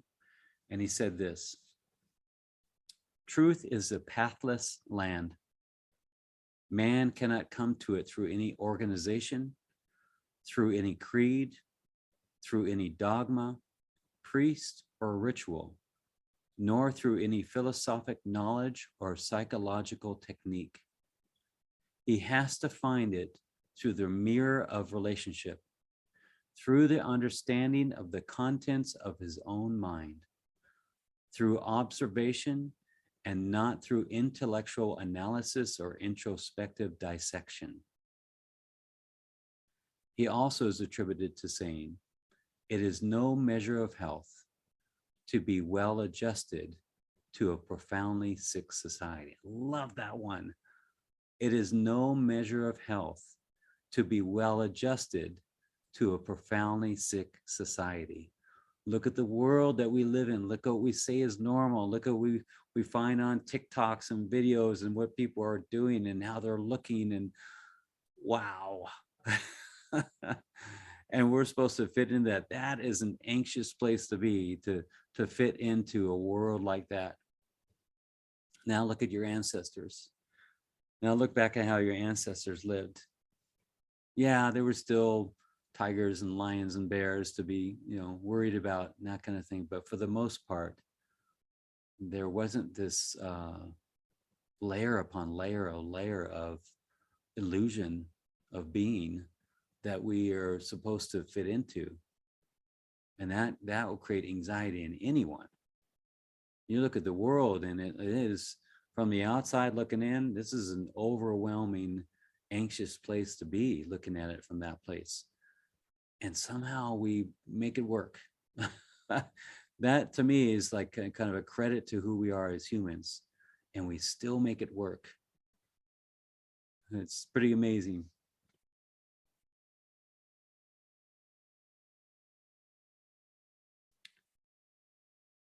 We need to take into consideration the idea that we cannot bring something beneficial to ourselves if we are simultaneously, subconsciously pushing it away from ourselves. We cannot attract peace, calm, and balance in our life if what we believe and how we live our life works against it. So it's this crazy idea that we go, I just want peace. Well, how are you living your life? How are you eating? How are you drinking? What movies do you watch? What podcasts or movies or music do you listen to? What conversations do you engage yourself in? What comes out of your mouth? And you want peace from that. It's kind of crazy. So we need to stop reacting to our life with more of what feeds overwhelm. and start to shift how we see the world and how we live. So here, think of this little phrase. Why run a race with even a penny or a pebble in your pocket? And I'm speaking to myself as much as I'm speaking to you. Daniel, you want this in your life. Well, why don't you stop doing this? I don't want to right now. Okay, well, don't complain that you don't have that.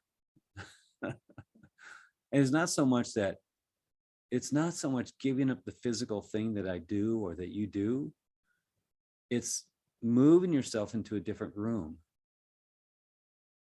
I want to be really clear about this. It's not about giving up alcohol or cigarettes or porn or whatever the thing is. It's not about giving up something that's not great for you.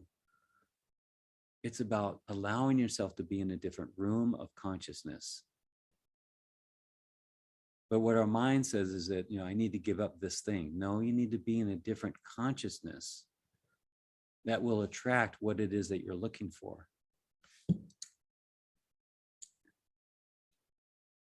So when I would be in the life of distracting myself and not really looking at myself and drinking to push things down and being sarcastic and a smartass and not really being authentic and in integrity, I'm in that room. I'm in that place where I'm going to just have to deal with what comes at me, because the way I think and believe is sort of in alignment with that. Yes, I'm a good person. Yes, you're a good person. But the way that I was living my life wasn't really conducive to that. There's this idea that's kind of portrayed out into the world in movies and in professional in industries that you could be a completely unethical person and make millions. And that's true. You could be a person that doesn't care about other people and have your own private island. And that's true. But there's this inauthenticity and lack of integrity and lack of real joy that's not going to be felt. And don't get me wrong, I love when someone is super wealthy and has joy and love and authenticity and a spiritual life all together as one. There are people that live that. And I love that. And I love my life. My life is abundant and I live the joy and the awesome relationship and all that. It's possible. But what we're fed with the outside world is that we don't have to have that integrity. And it's just kind of becomes a choice that this is the way I'm going to live. Regardless of what I see on the outside world, I'm going to live this way.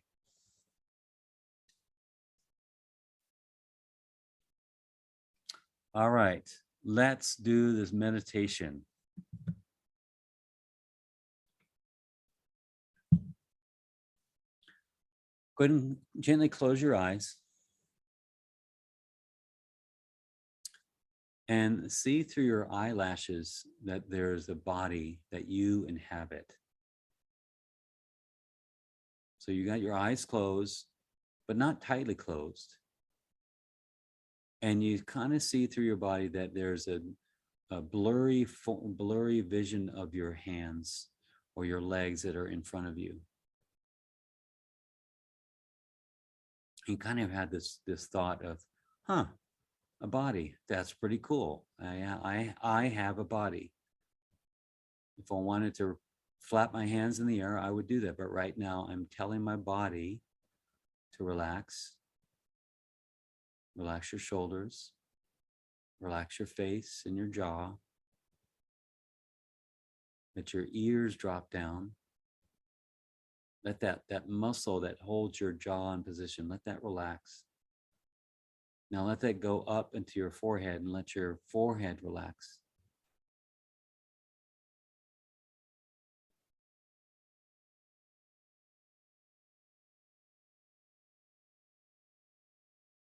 Now with one big deep breath, breathe up loving energy from the earth into your root or your bottom of your spine, up the spine. Then exhale. Now breathe again.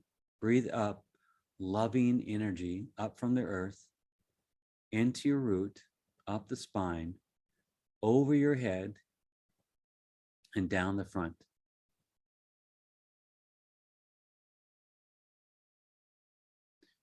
Again, breathe up loving energy up from the earth into your root, up your spine, over your head. Exhale down the front. Now deposit some of that energy in your belly. Just imagine just kind of putting some in there.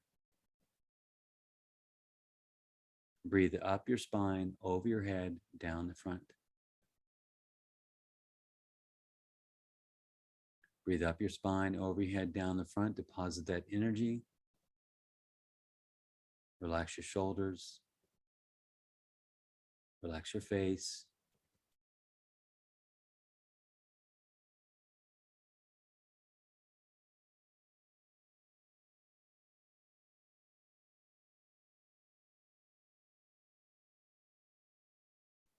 Now replace your current thought with I am. I am. I am. And feel how peaceful and wonderful it feels to realize this. This I am.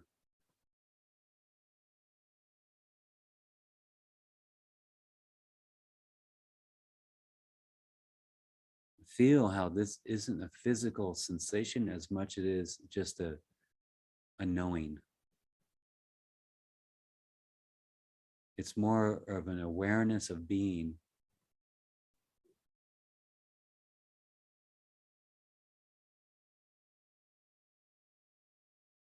This awareness doesn't have any limitations or boundaries to it.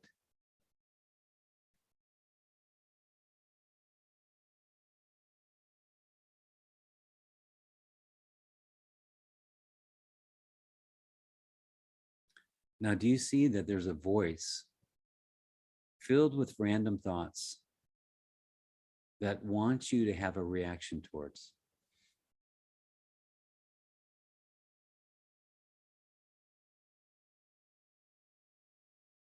But every once in a while, you experience a pause in the activity of your mind and these thoughts. So there's this you, the pause, and the awareness. And then there's this other aspect of you, which is everything else, the thoughts.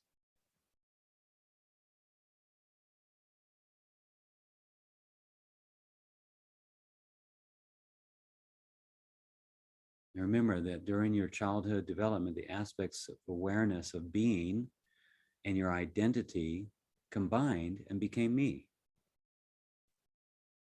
This voice, these ideas of you is called your egoic identity or egoic mind.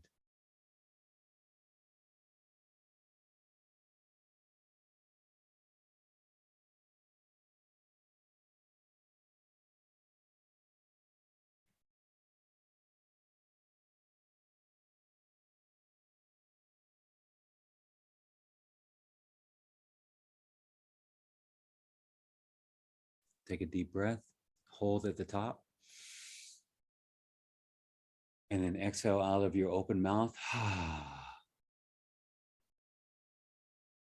Good job. That little exercise is just meant to give you a little reference point of what being is all about and how there's this being that notices the mind and the thoughts. And the more that you practice that, the more it becomes apparent. Apparent. The mind as a child. I get it. All right, we're going to take a little bio break because I need a.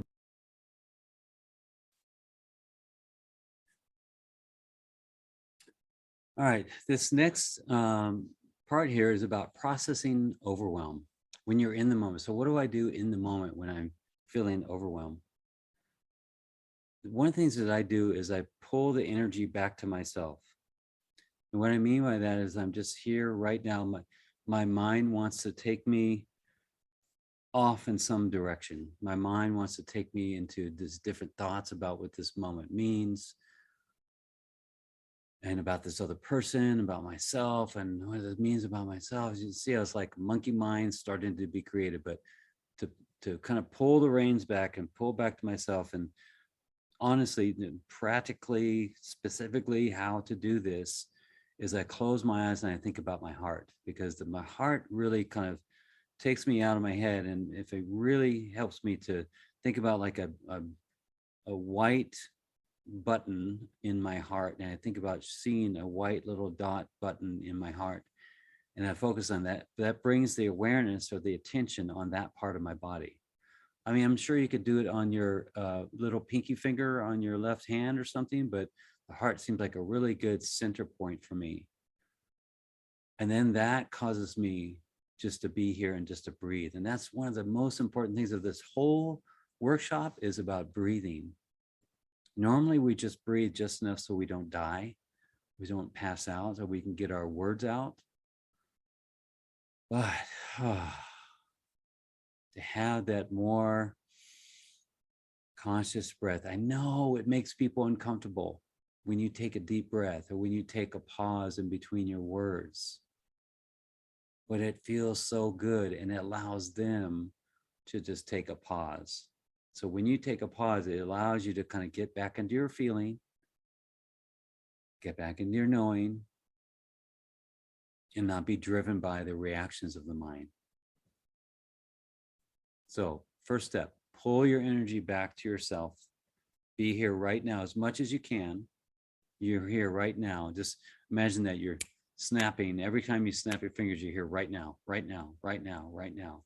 Man, if we could be here right now in this moment, we would have no thoughts. We wouldn't be taken anywhere in the past or in the future. Be here right now in this moment. I even started to say blissful, but it's going to be blissful if we go to the next part of it. So we're just here right now, right now. And then the next thing that I have is, what can I do about this situation? Is there anything that I can do about it? If there's something I can do about it, then I'll do it. But if it's something that leads me into more stress, more anxiety, and building a bridge that I can't build in 5 minutes, then what can I do about it right now? The next one is, I ask myself, what is true? Not what this means to me, what it means to my mind about myself or my abilities or all that. What is true?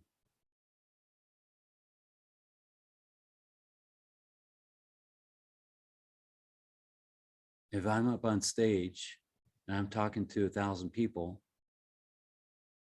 and I forget my lines, or I forget my script, I don't go into I'm worthless, I'm stupid, I can't believe I did this, I do this all the time. What is true right now? What's true right now is I'm standing in front of people that love me. I'm standing in front of people that totally get being up on stage in front of 1,000 people without peeing your pants. They all get it. And they can feel, they can empathize with me being up on stage. That's what's true. And at a certain time, I'm going to be able to speak. Or whatever you come to, just go to what is true. I'm here breathing. That's true. I'm aware of my surroundings. That's true. And what's probably true also is something else is being brought up. So that's my next one. So what is this situation leading my thoughts to? I'm not worthy. I'm never prepared. I always do this to myself. People aren't going to love me. What thoughts are you being led into?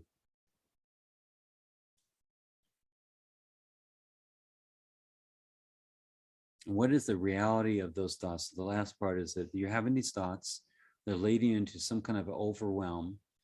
But what is that? What's underneath all that? What are you really overwhelmed or anxious about? Not being seen? People won't like you, won't think you're important, and then the last one is that, where does that take you? Where in your childhood did you feel the same thing? So that's the part where we get into the fix, into the healing and the integrating. So you could stop at the first 5 or 6 and say, okay, I'm aware of this. This is how it's making me feel, because I don't feel like I was prepared enough. And okay, now you're in awareness and kind of conscious understanding of it. But if you want to go the extra, like the turbo mode, the bonus, you're going to go into healing and integrating this right now. It's fine that you notice it and you can take ownership for it, but how are you going to fix it? How are you going to heal it and integrate it? And that next step is going back into what's happening right now is not about what's happening right now. You think that you're overwhelmed and feeling anxious about what's happening right now. Blow your mind. It's about what happened in your childhood. This situation has a similar signature as what you experienced when you were a child. And this is an opportunity to heal all that. Not only your childhood, but every experience that was a similar signature that led you up to this moment right now. Isn't that beautiful? Isn't that beautiful how life works that way? All this time I've been thinking, why does this shit keep on happening to me? But actually, it's this perpetual loop that my mind and my chemical processes and the communication with my body has been running over and over and over, year after year, decade after decade. But now I'm in this awareness with tools, with process. Now I can say, okay, this physiological feeling process that I'm having right now is a recognized, remembered process that's been running since this perception. Now's my opportunity to finally heal and integrate this.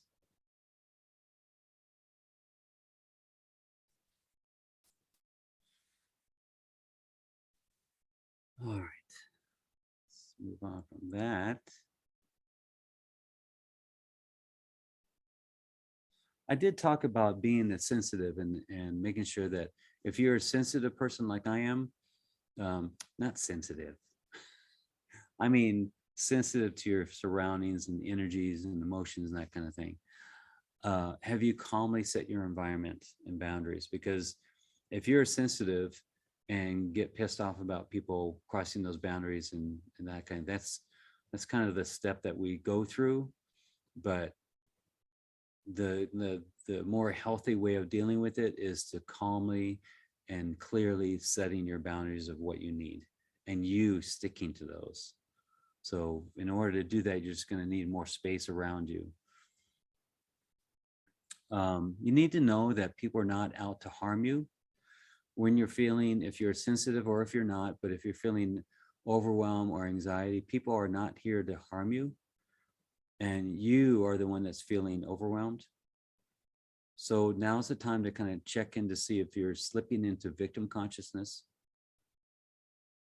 and ask yourself if you've been asking for what you want, or you've just been continuing to give, and feeling not too good about asking for what you want. What I found is that if you ask for help or ask for some concessions, the truth is, if you ask, most of the time people will say yes. And that's something that we have in our mind, that they're not going to say yes and it's just going to be worse. And we kind of don't want to go down that road. But really, if you ask people, you know what, can we meet at 5:30 instead of 5 because I need to give myself some space? Can we go to this other restaurant where I get something a little bit healthier? Can we stop and get gas before we go? Because I'm just concerned we're going to, be in a place without gas stations. Can we talk about this thing so I get a better understanding about what it is that you're talking about? Instead of just going into reaction mode and shutting down.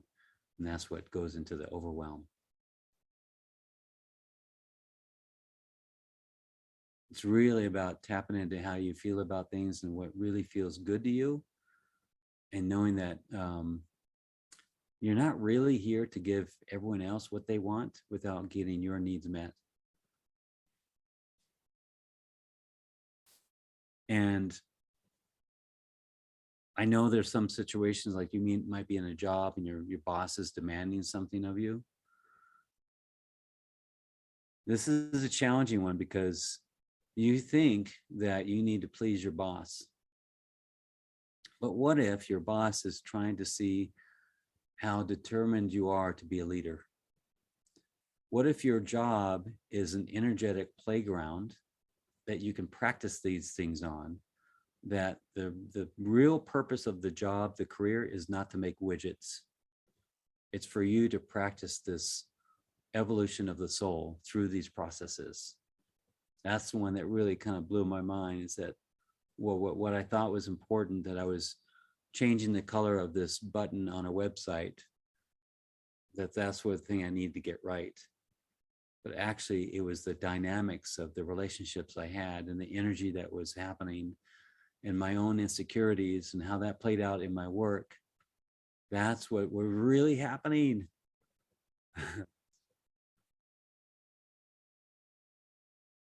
So here's some tips for more about processing and what to do once you start feeling that overwhelm, and how to heal and integrate that and create something different that feels more in alignment and peaceful. Number one, create space around you in the form of time and organization of tasks. So for me, I need to put everything on my calendar. If I have these tasks to do, I need to put them all on a time and be okay with moving them around on the day and maybe to another day. Because if I get stuck in, like I have all these things to do and take care of, I need to go fill up the water, I need to get gas, I need to go to the session, But it helps me to just write them down out of my mind, get them out of my head and put them on my calendar, and be okay with moving them to a place that is just not fitting today. I just don't have the time today, so I'm moving it to some other date. Like I'm working on my camper. We've got this camper that we use, and I'm working on the shower, and Valor would really like to get this done, and I really want to get it done. But it's so hot in there, it's so sweaty in there. And I find that I spend too much time in there. And so I need to limit my amount of time so I could love myself doing this. I could take care of myself, only leave myself enough time. And also know that sometimes I overextend the time and I leave too little time in between one activity and the next activity. So I need to kind of buffer my time. So that's one thing. Just create that space around your activities and your tasks, that you actually have some breathing time. You have some time to, get cleaned up for the next task, or have some time just to be with yourself. What about lunch? Give yourself that. But if we get into the habit of not eating lunch and just having some little snack, it just leads to more overwhelm. Number two, stop taking in so much data, like social media and news and sugar, but all that data, Biden said this and he's acting this way, but Trump said this, and then Twitter did this, and then the Queen died, and then that, it's like all this stuff. Yeah, I'm aware of these things, and I have compassion for any death that happens and what the transition is. But God, man, that stuff can be so take you down that road, and all that stuff kind of pulls energy out of me. And it may seem something small, and I'm just watching this video and I'm just looking at this post, and if you add them all up together, you're kind of giving your energy out to all that. So there's so many. If you've got Instagram and Twitter and Facebook and all the other stuff and the news, that's a lot of pulling your energy into something that other people want you to feel is important. And it's just very draining. And that's the question to ask. If you're feeling anxious or overwhelmed, how much of your time, especially in the morning, the first thing in the morning, how much of your time do you spend reading posts, watching videos, getting the opinions of others, and allowing that to affect your day? And then you talk about those things during your day.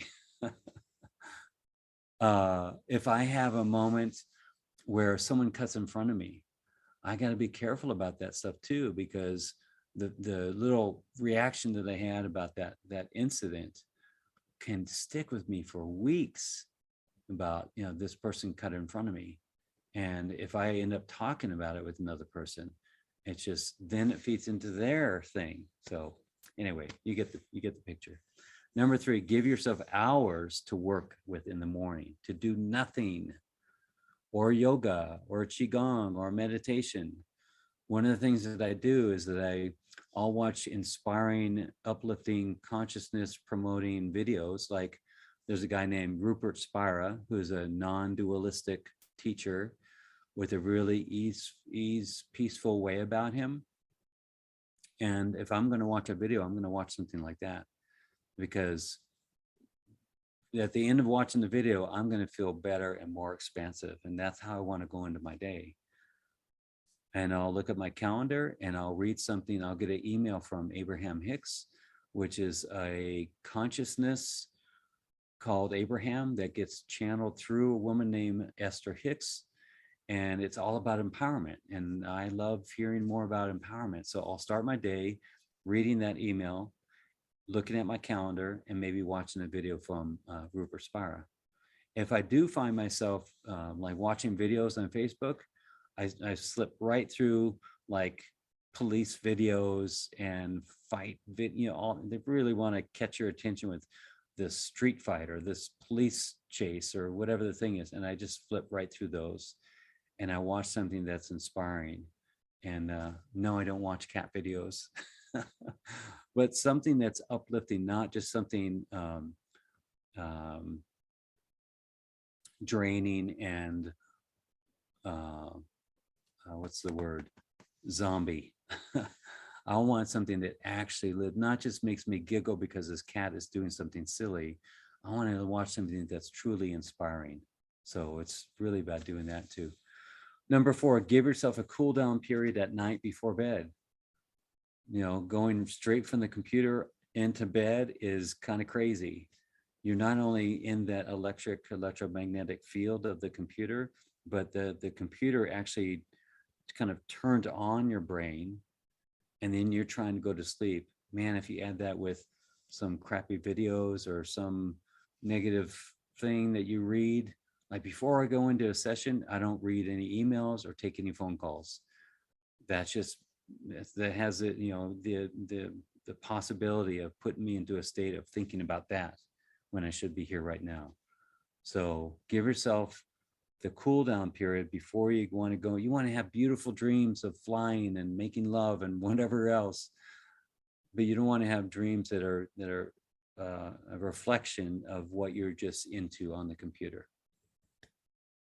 Number 5, determine to know yourself and establish healthy boundaries. And what I mean by that is to know yourself is to know your patterns, know your beliefs, know your thoughts about things, where they come from. Maybe not all in one moment, but just kind of consciously start to inquire about yourself. And you start peeling away, it's like peeling away these layers of what you thought about yourself into more and more truth. That's all these people have been doing that are awakened or enlightened or spiritual teachers. They started out being in the crap and having, most of them have been in this kind of life that was unstable or unhealthy and stuff like that. And they just did some inquiry, and it just led to more and more of the same inquiry, more kind of becoming or coming back to what they once were. Let's see, number 6, pull back from being everyone's caretaker, even if it makes you look uncaring, selfish, or self-centered.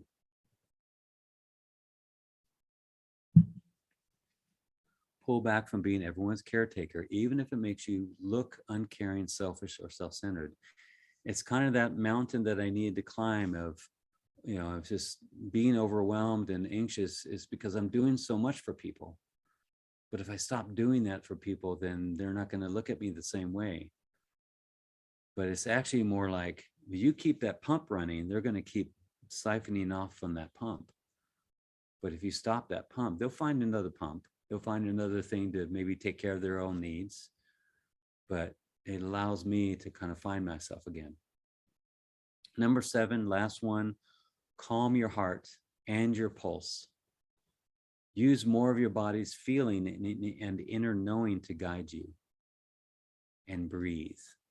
Calm your heart and your pulse. Use more of your body's feeling and inner knowing to guide you, and breathe. So let's take a deep breath.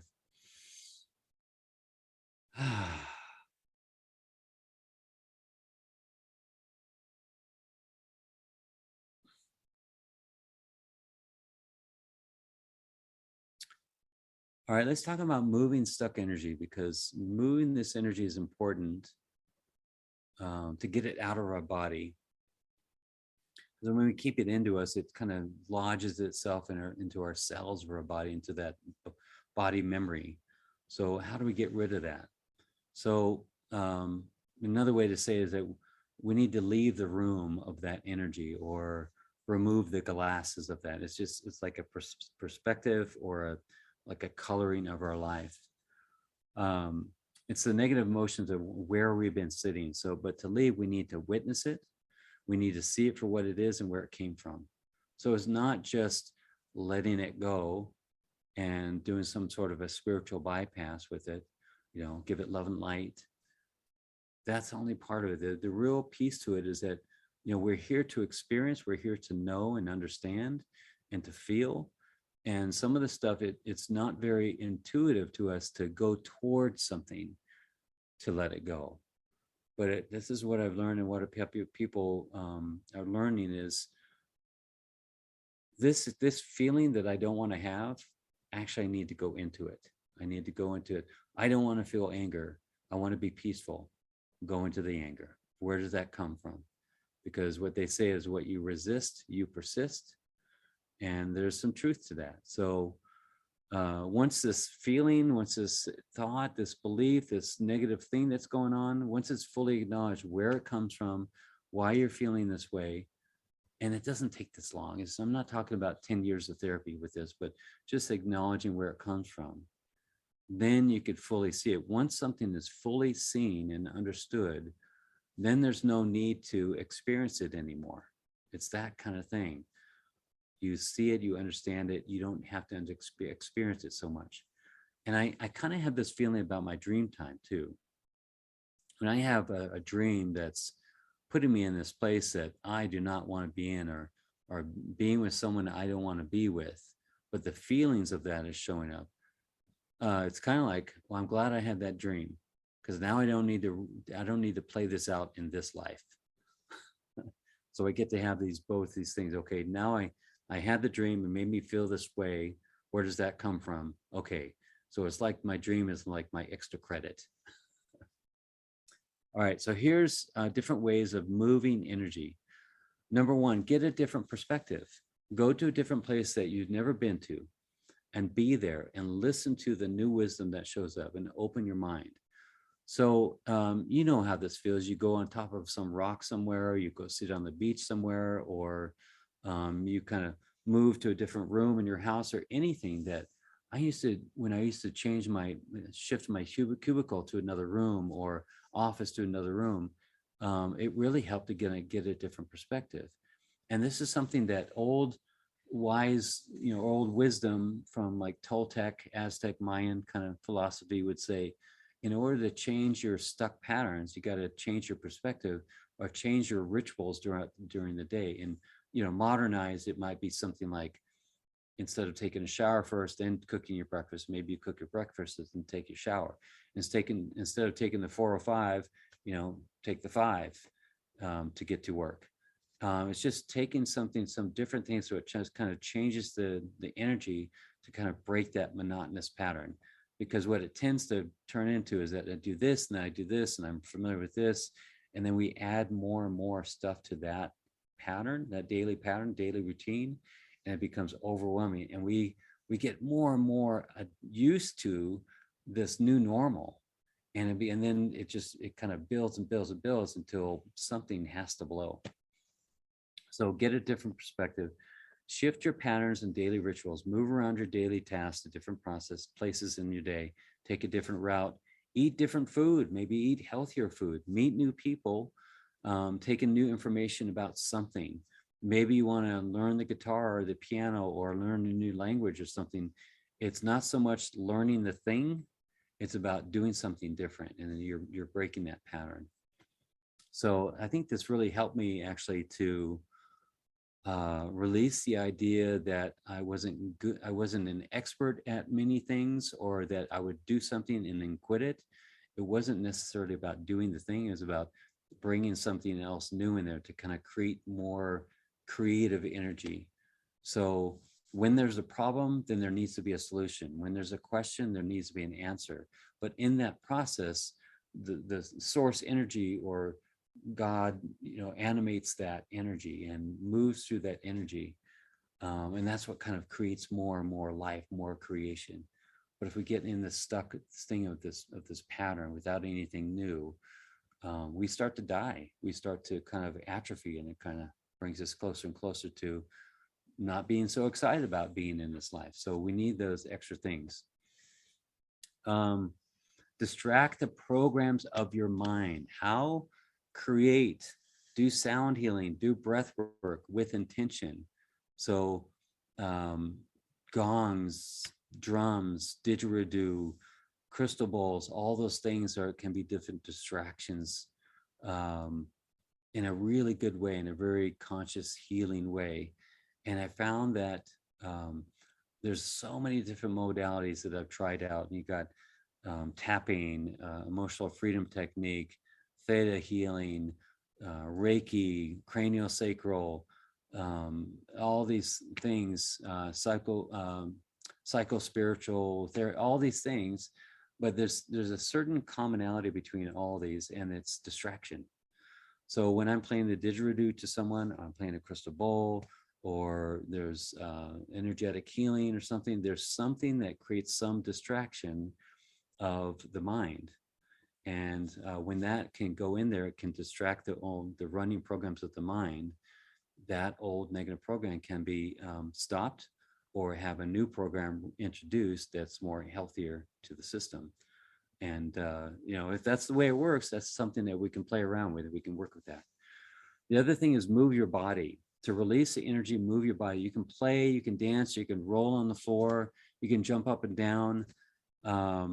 You can do qigong, you can do yoga, you can do fasting, like a day fast. You can do a cleanse.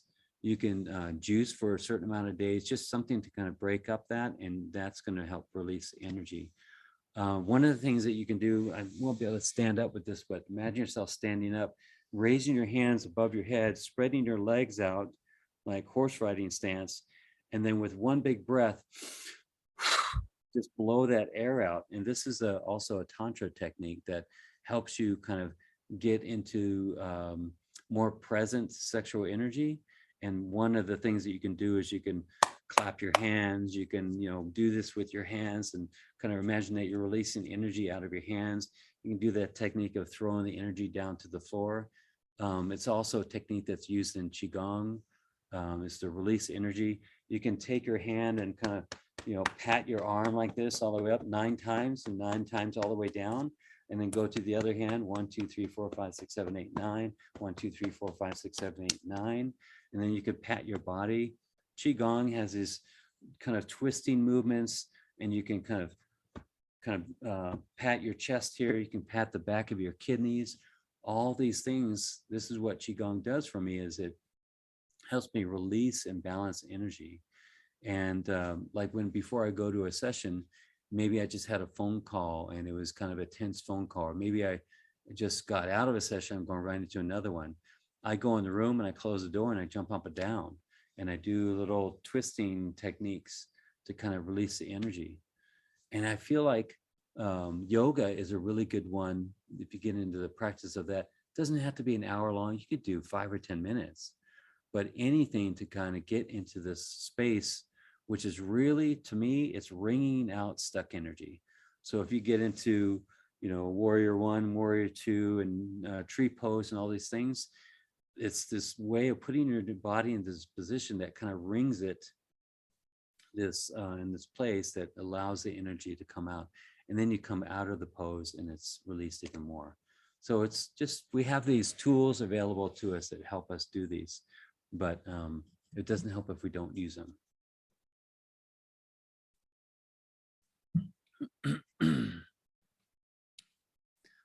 All right, this next one I want to talk about, because I want to give you a reference point of what life in balance and in the flow looks like. Because if we know one person can do this, then we know it's a reality in our, and if we're focused on that, we have an intention for that, we could bring more of that or create more of that in our life.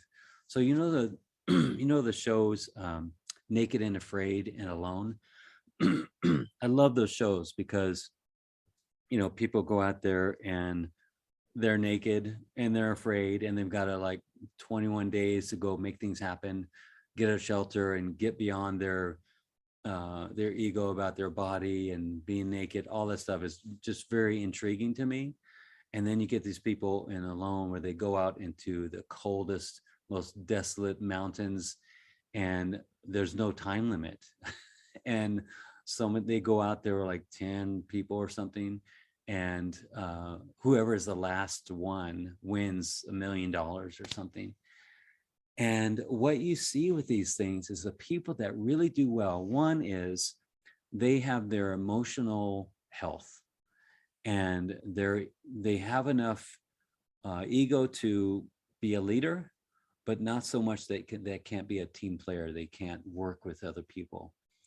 And some of these people that are in the alone thing, of course, they're alone, so they're by themselves, but they have this masculine energy to go forward, but they also have their emotions healthy and recognized.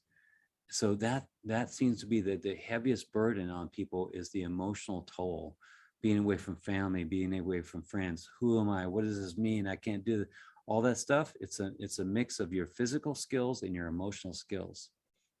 So that really intrigues me. But the added thing that takes someone to the very beyond the struggle, beyond the making things happen and getting lucky with catching a fish or something, the people that get into the zone, you know, they get into this rhythm of the season and the rhythm of the animals walking down this path at a certain time, and the natural thing, the natural process that's happening.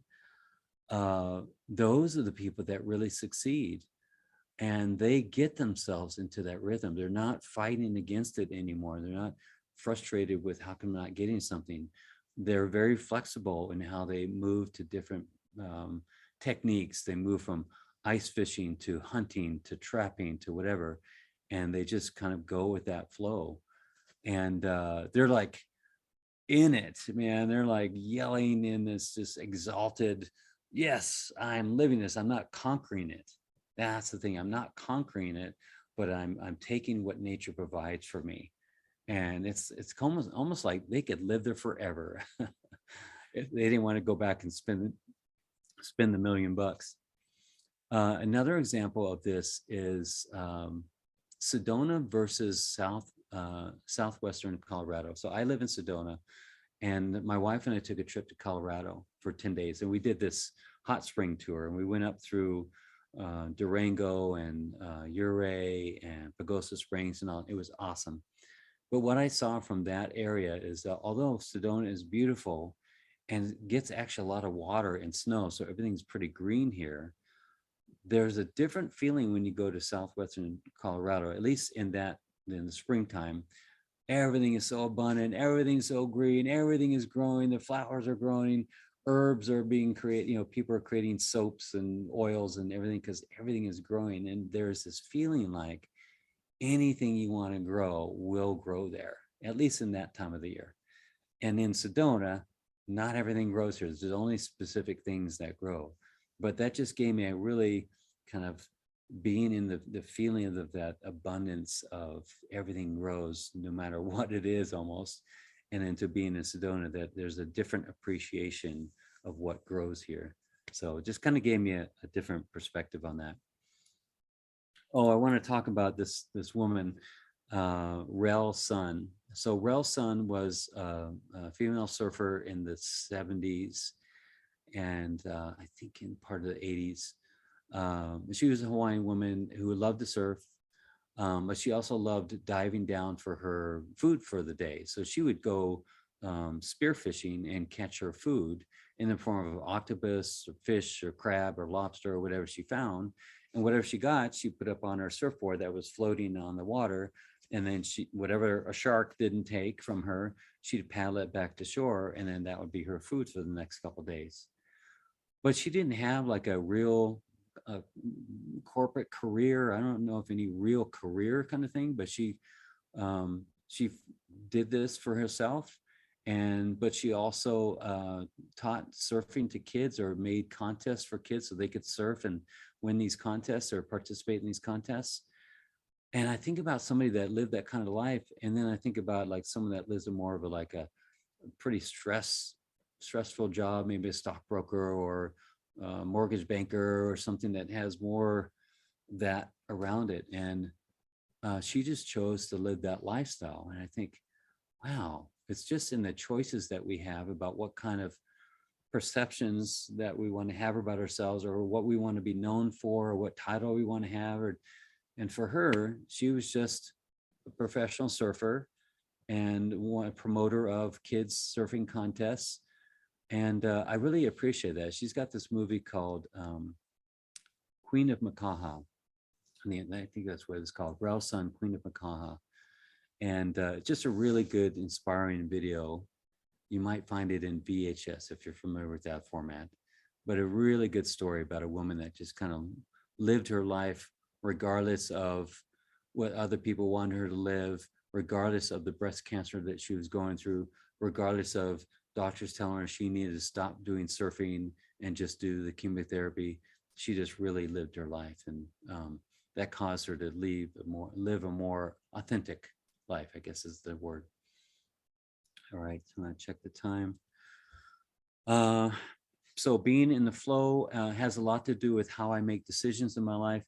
I'm open and receptive, but I'm making decisions from a feeling of excitement or wonder, not from fear or obligation. That was me before. I would make decisions that kind of made me look intelligent and capable of myself.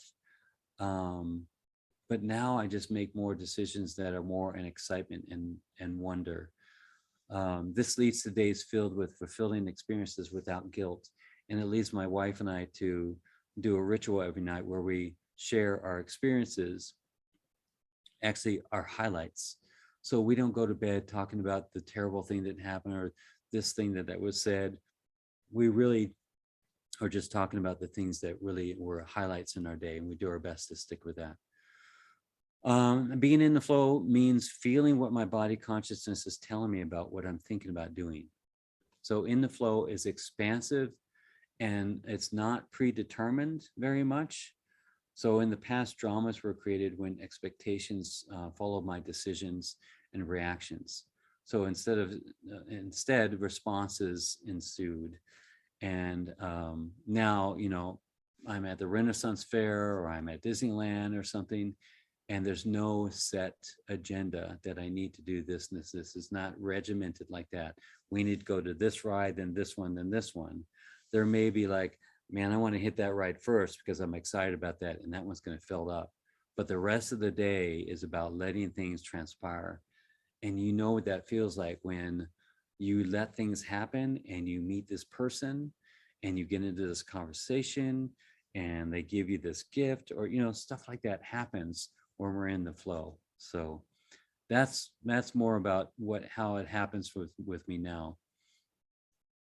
We are naturally in the flow when we have no expectations, conditions, or resistance. It's challenging to my mind because my mind wants to label, to judge, to analyze, and put things into this order, to judge everything. But it really feels good to my heart. My heart just wants to live and to be free. I want to say something also about excelling and being successful, but you can push yourself to excel in things, but without the feelings of insecurity and overwhelm. So, you know, I know there's people that really want to push and excel and be successful and build their business. That's awesome.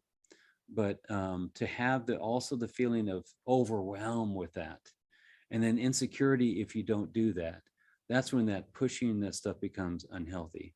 But you can have both. You can have this push to excel and be successful without that overwhelm, and have this more balance in your life. It's more like setting priorities to things, setting schedules to things that you need to get done, but also scheduling your playtime. Make sure that you give space around yourself, make sure that you have a buffer time in between things. All those things kind of give it a more natural progression. And it's actually less work with more success when you kind of do it that way. That's what I found, at least. This next one, I want to talk about reevaluating your life. So there needs to be a little bit of awareness about this, because when you're in overwhelm, or when I was in overwhelm and anxiety, I was anxiety because I didn't really want to be there. I was in overwhelm because I was trying to do something that I wasn't really joyful about. And there's a thought that, you know, you can't really do stuff that's joyful to you, because who are you to do that? But you can. And I'm a living proof of that. It took me a little bit to get here because of my resistance and my own thoughts about things, but it is definitely possible. That's what I do. But to ask yourself, why do you do what you do? And then after answering that, ask, why is that? Why do I do what I do? And after you do that thing, how do you feel afterwards? And if you feel great, that's great. You know, keep doing more of those kind of things. But if you want more of that feeling, yeah, keep doing that. But if you don't want more of that feeling, why are you doing that? And I completely understand that I have certain obligations, or if I don't do this, I'll go to jail, or I'll lose everything, or my family will leave me. But there is a path towards doing what you love to do by incorporating, feeding into your life the things that you really, really, really want to do. But part of that process is finding out how you want to feel. And what's really cool is that how you want to feel actually goes back to your childhood. If you want to feel more security, or more tenderness, or more love, or more quality time, it's going to heal that part of your childhood. So that's the neat part. That's why you find a lot of people, they'll work with kids. They'll find themselves working at the YMCA, or they'll do working with troubled kids or disabled kids or something. And really they say they're doing it for these kids, but actually they're doing it for themselves in the most beautiful way. That you get some feeling from this, you get some comfort of knowing that you're doing something for these kids that you didn't have when you were a kid. So in a sense, you're sort of doing it for these kids, but you're actually doing it for yourself. And it's totally fine. That's totally beautiful to do it for yourself.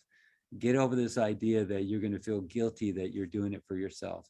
You feel good. And if you're not feeling good about doing it, then you should be doing something else. Admit the fact that you're doing it and it feels good to you. And just feeling good to you is enough. Just feeling good for you is enough. You are worthy and you deserve to feel good about what you do. Yes, it looks like kids are benefiting from this. That's an extra benefit. But the fact that you benefit from that is awesome. And that's really, to me, it's the most important thing. Let's see. Decide to do what you do because it is really joyful. If you're doing it and you're not loving it and you're waiting for the payoff, or you're working your ass off with the payoff will come sometime, I hope that comes before your last breath, because there's so many stories of people of working, and they never get that final payoff, but they're hoping for something.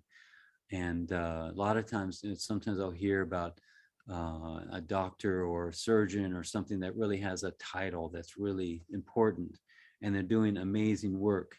But if they identify so much with that title, and then it comes time for them to leave that industry due to some change in their life, they've lost who they are, because they don't have that identity anymore. So make sure that you're fulfilling yourself in some way that gives you more joy in your life that's outside of what you do for a living. If you can have all of it, that's awesome, and I go for that. I found that there are always greater plans and solutions and gifts in store for us than we can even dream of if we allow them. But my brain wants to filter stuff out, what it thinks is possible, and my ego wants to protect myself from harm. So it invents these what ifs. If I do this, then this might happen, then it might be bad for me. But coming back to this microsecond, there is nothing but my consciousness, not even me, the dad, the grandfather, the teacher, because it is all built up from something that was not of this moment. Let me expand on that. If I allow myself to be here right now, there's no title or role to me.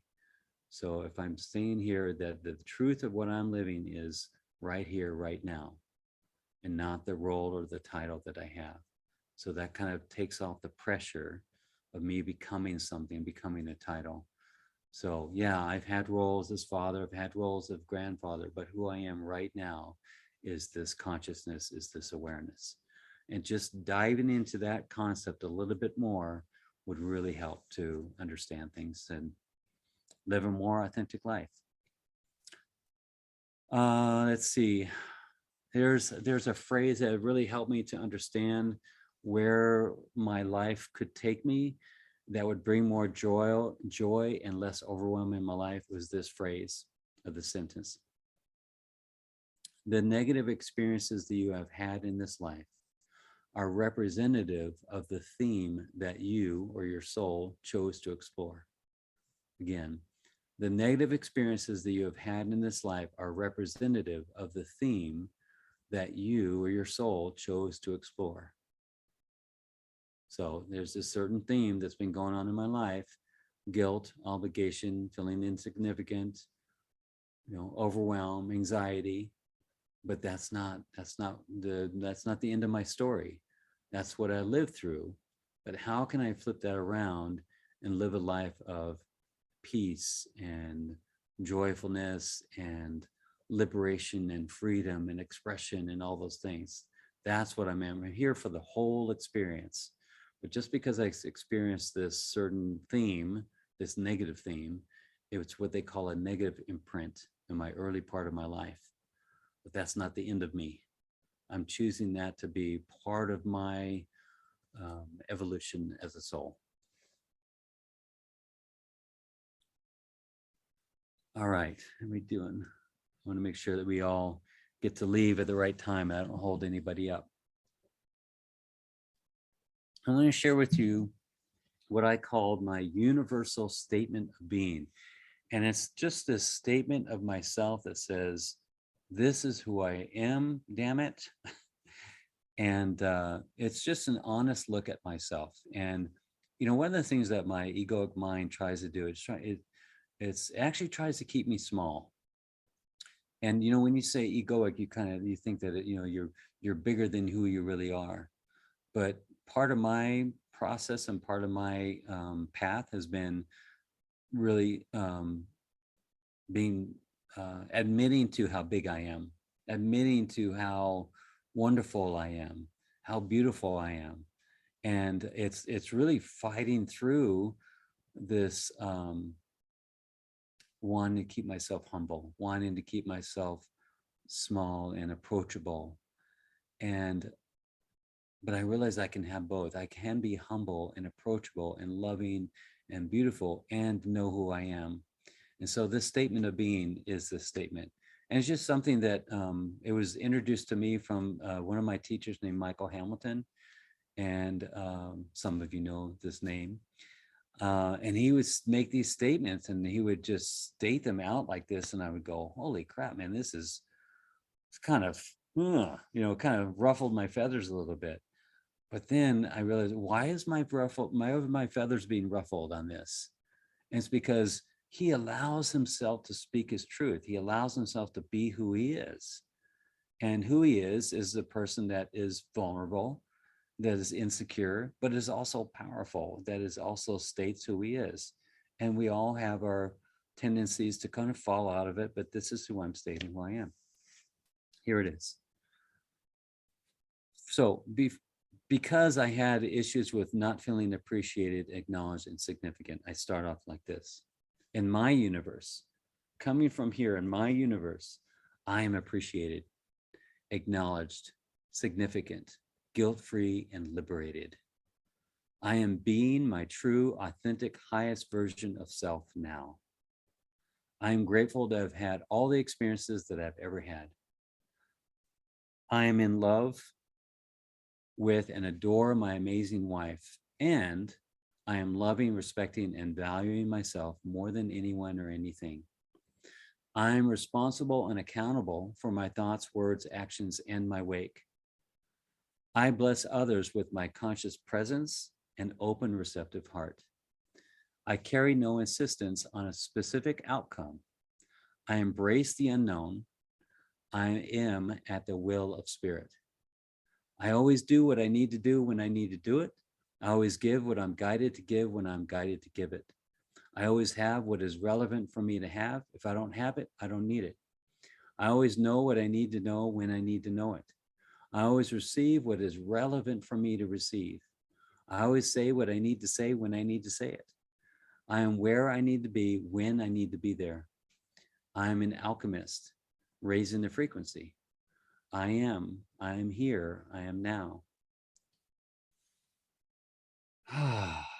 Just let that settle in. Let whatever reactions or responses or resistance or feelings, let them all just kind of settle back down. Maybe some words in there cause some triggers or something. Maybe the one about me loving myself more than anything or anyone. That's a good one.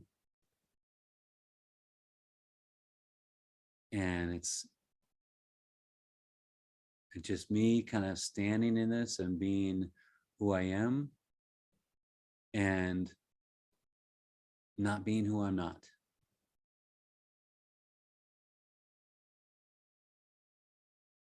And not making excuses for it. And from this place, I can be a more effective lover. I can be more an effective, authentic presence. And sometimes I'm insecure. All right. Last part, I'm going to give you some effective tools for balance and give you a new perspective, Some of these things relate to overwhelm and anxiety directly, and some things are just help you open up into a new perspective of being. So here it comes. One is Cloud Atlas, the movie. If you haven't seen this movie, watch this movie 10 times at least. I've watched this movie about 35 times because I get something new from it every single time. And it opens me up into this understanding that I don't understand, into this knowing of there's something happening here with life and with the world and with the universe that I will never know fully. But it's hard to explain, but watch this movie without trying to make it fit into any other idea of a movie that you've ever watched. And that's why I say watch it 10 times, because it's going to hopefully kind of key in things and open up things for you. There's another movie that just came out, Everything Everywhere All at Once. And the idea of this movie that I really got from it is it's another one of these kind of jumbled up movies that goes back and forth, but determine your desired feeling, make a change in your habitual reality, bring your body out of the past and into the present moment, and then connect with the reality that already exists, and then give it your focus and activate emotions around it. That's what that movie said to me, that what I wanted to manifest in my life had that in it. I'll say this one more time. Determine your desired feeling. That's what you want, is the feeling of that thing. Make a change into your habitual reality. Now bring your body out of the past and into the present moment. Be here right now. Connect with reality that already exists. This reality that has the feeling that you want already exists. You just need to put yourself into that reality. So now give that reality your focus and then activate your emotions around it. Meaning there's a feeling you want to have, there's a reality of that feeling that already exists. Create the feelings that attract that reality, and you'll find yourself in that reality. So it was really cool to kind of get that message. A book, Power of Now, this is the one that helped me really understand my mind and my what he calls the egoic identity, that there's this identity of self that kind of shows up in a certain way, and I'm the one who's aware of it, and it tries to manipulate me and how I show up in the world. And that book really kind of shuffled things around in a good way. So that was the first book that I read that kind of got things going. For men and for women to understand men, The Way of the Superior Man, which written by David Data, and it kind of really challenged me to let go of my little boy pants and put on my big boy pants and my man pants, and it kind of challenged me to look at myself honestly, and yeah, just kind of come out of that insecurity that I was living. And it challenged that part of me. It's not a big read, but it was very effective. Another book, Breaking the Habit of Being Yourself by Dr. Joe Dispenza. He's talking more of a logical, chemical brain responses. What would you call that? Biochemical responses of changing your habitual nature, your personality. So your habits, your beliefs, which turns into a personality, which turns into the way that you live your life, that there's a way to use the way the brain, the mind operates to change that and create more habits, better patterns, not just like positive thinking and affirmations, not that really. It's a much deeper understanding about how this all works. So really good book to read. The one thing that I'm feeling that book is missing is the emotional part. So it goes into like the chemical responses in the brain and all that very awesome understanding of that, but less about the emotional field kind of thing. But you can get that in other places. A couple books to read about knowing how our body connects with our mind, and how with every illness and disease and pain that we have in our body, there's always an emotional cause or catalyst for that.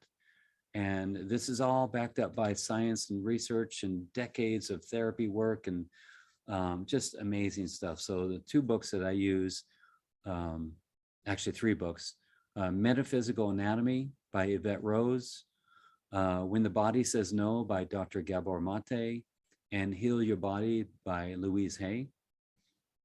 And then this other concept that I kind of came up with, influenced by so many other people, is what I call the personal navigation system. And the idea is that through our electromechanical or electromagnetic attraction and repulsion and vibration and frequency and quantum physics, we attract like vibration of frequency in the form, in the most basic form is consciousness, but shows up as form and shows up as events and situations and relationship. But it all goes down to vibration and frequency. So as I move through my life, I see how I'm doing, one, but by what my body is telling me through illnesses and bumps and scratches and broken bones, and all those things have an emotional piece to it. Arthritis, carpal tunnel, all those things have a certain emotional piece to it. And by listening to my body and knowing the emotional piece to it, now I can see how I'm doing emotionally, because I live in an emotional world.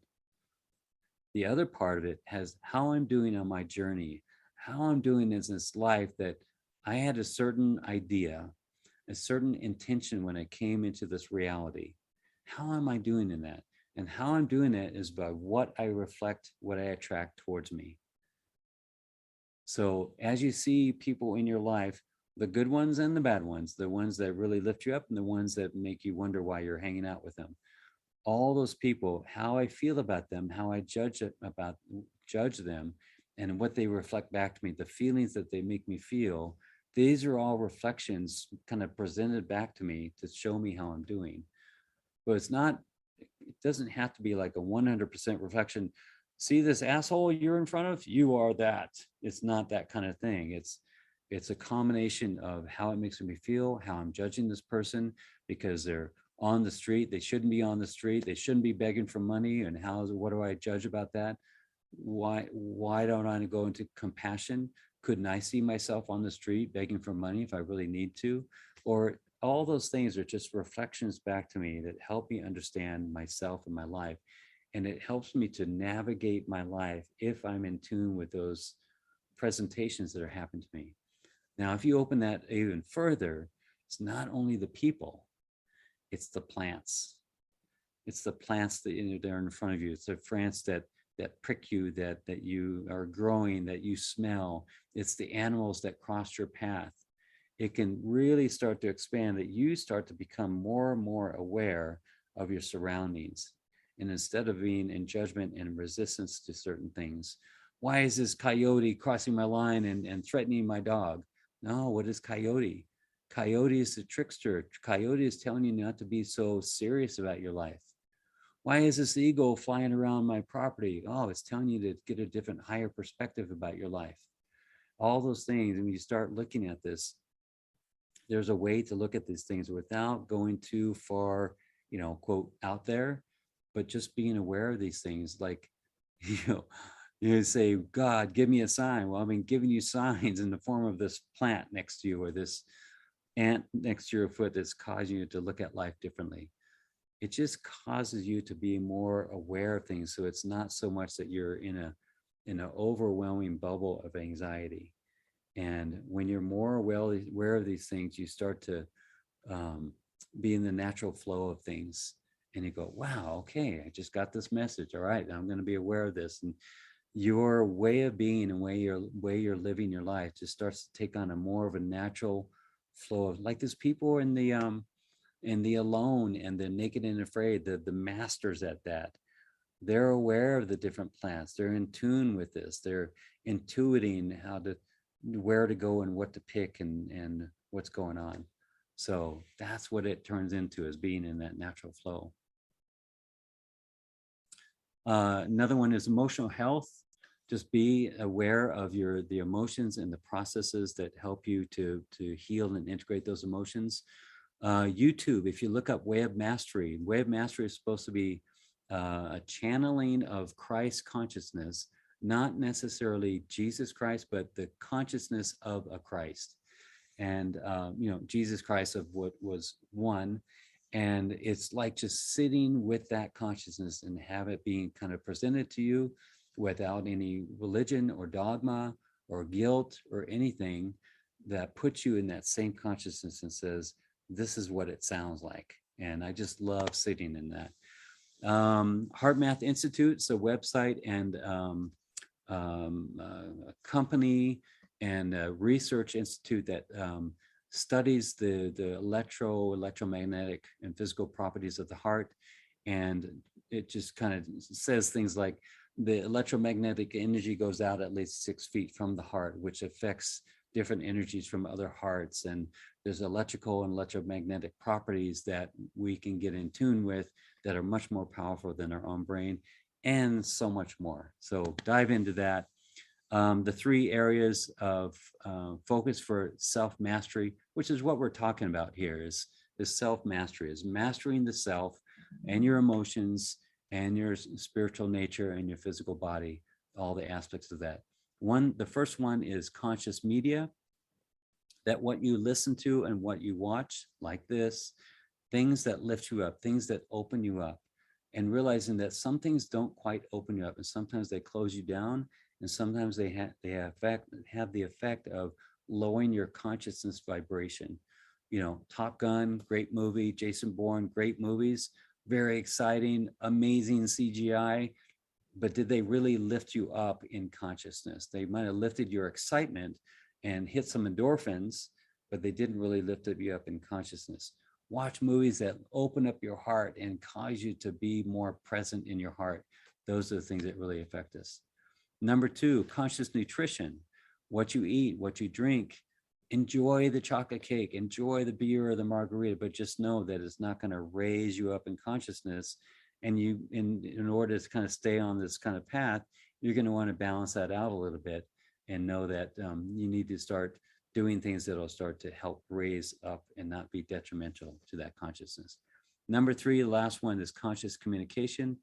What you engage in conversation with people. It may be an important thing to discuss vaccination or masking or Biden or Trump or all these things that are presented to us to make us feel that we need to talk about these and get fired up about it. But is it raising your consciousness and maybe raising your knowledge and your understanding of things, but not necessarily your consciousness and your loving awareness that really supports you in this world to kind of keep vibrating at a high place. So kind of take that with a grain of salt into what you really spend your energy on. Last I'll say is choose love over fear. Make your view of the world favor you. You have permission to do that it favors you in your life. So instead of reacting to the world as you go out and see the world as coming to you. So instead of the world coming to you, you're seeing yourself as attracting this vibration that you're in tune with. And that's what you have control over, is affecting that attunement. See, the world is here to love and support you, but not here to love and support your egoic needs, but here to love and support your soul's evolution. That's all I have, except for this one last piece. I have a men's retreat happening October 14th through the 17th in Sedona. It's going to be awesome. We're going to be jumping in the creek, going on the rocks, doing breath work, meditation, yoga, qigong every day. Got my twin brother coming. He's going to be the photographer, but he's always going to be a participant. I'm really excited about this. Look on my website, danielposney.com, for other events that I have going on with myself and with my amazing wife. Keep in contact with me. And if you have any questions that you wanted me to dive in deeper, just give me an email, danielposney@gmail.com. I would love to dive deeper with you and give you exactly what you're looking for. Hope this really benefited you and blew your mind and opened up your heart and whatever is meant to be. Thank you so much. Bless you. I love you and hope to see you next time. Thank you.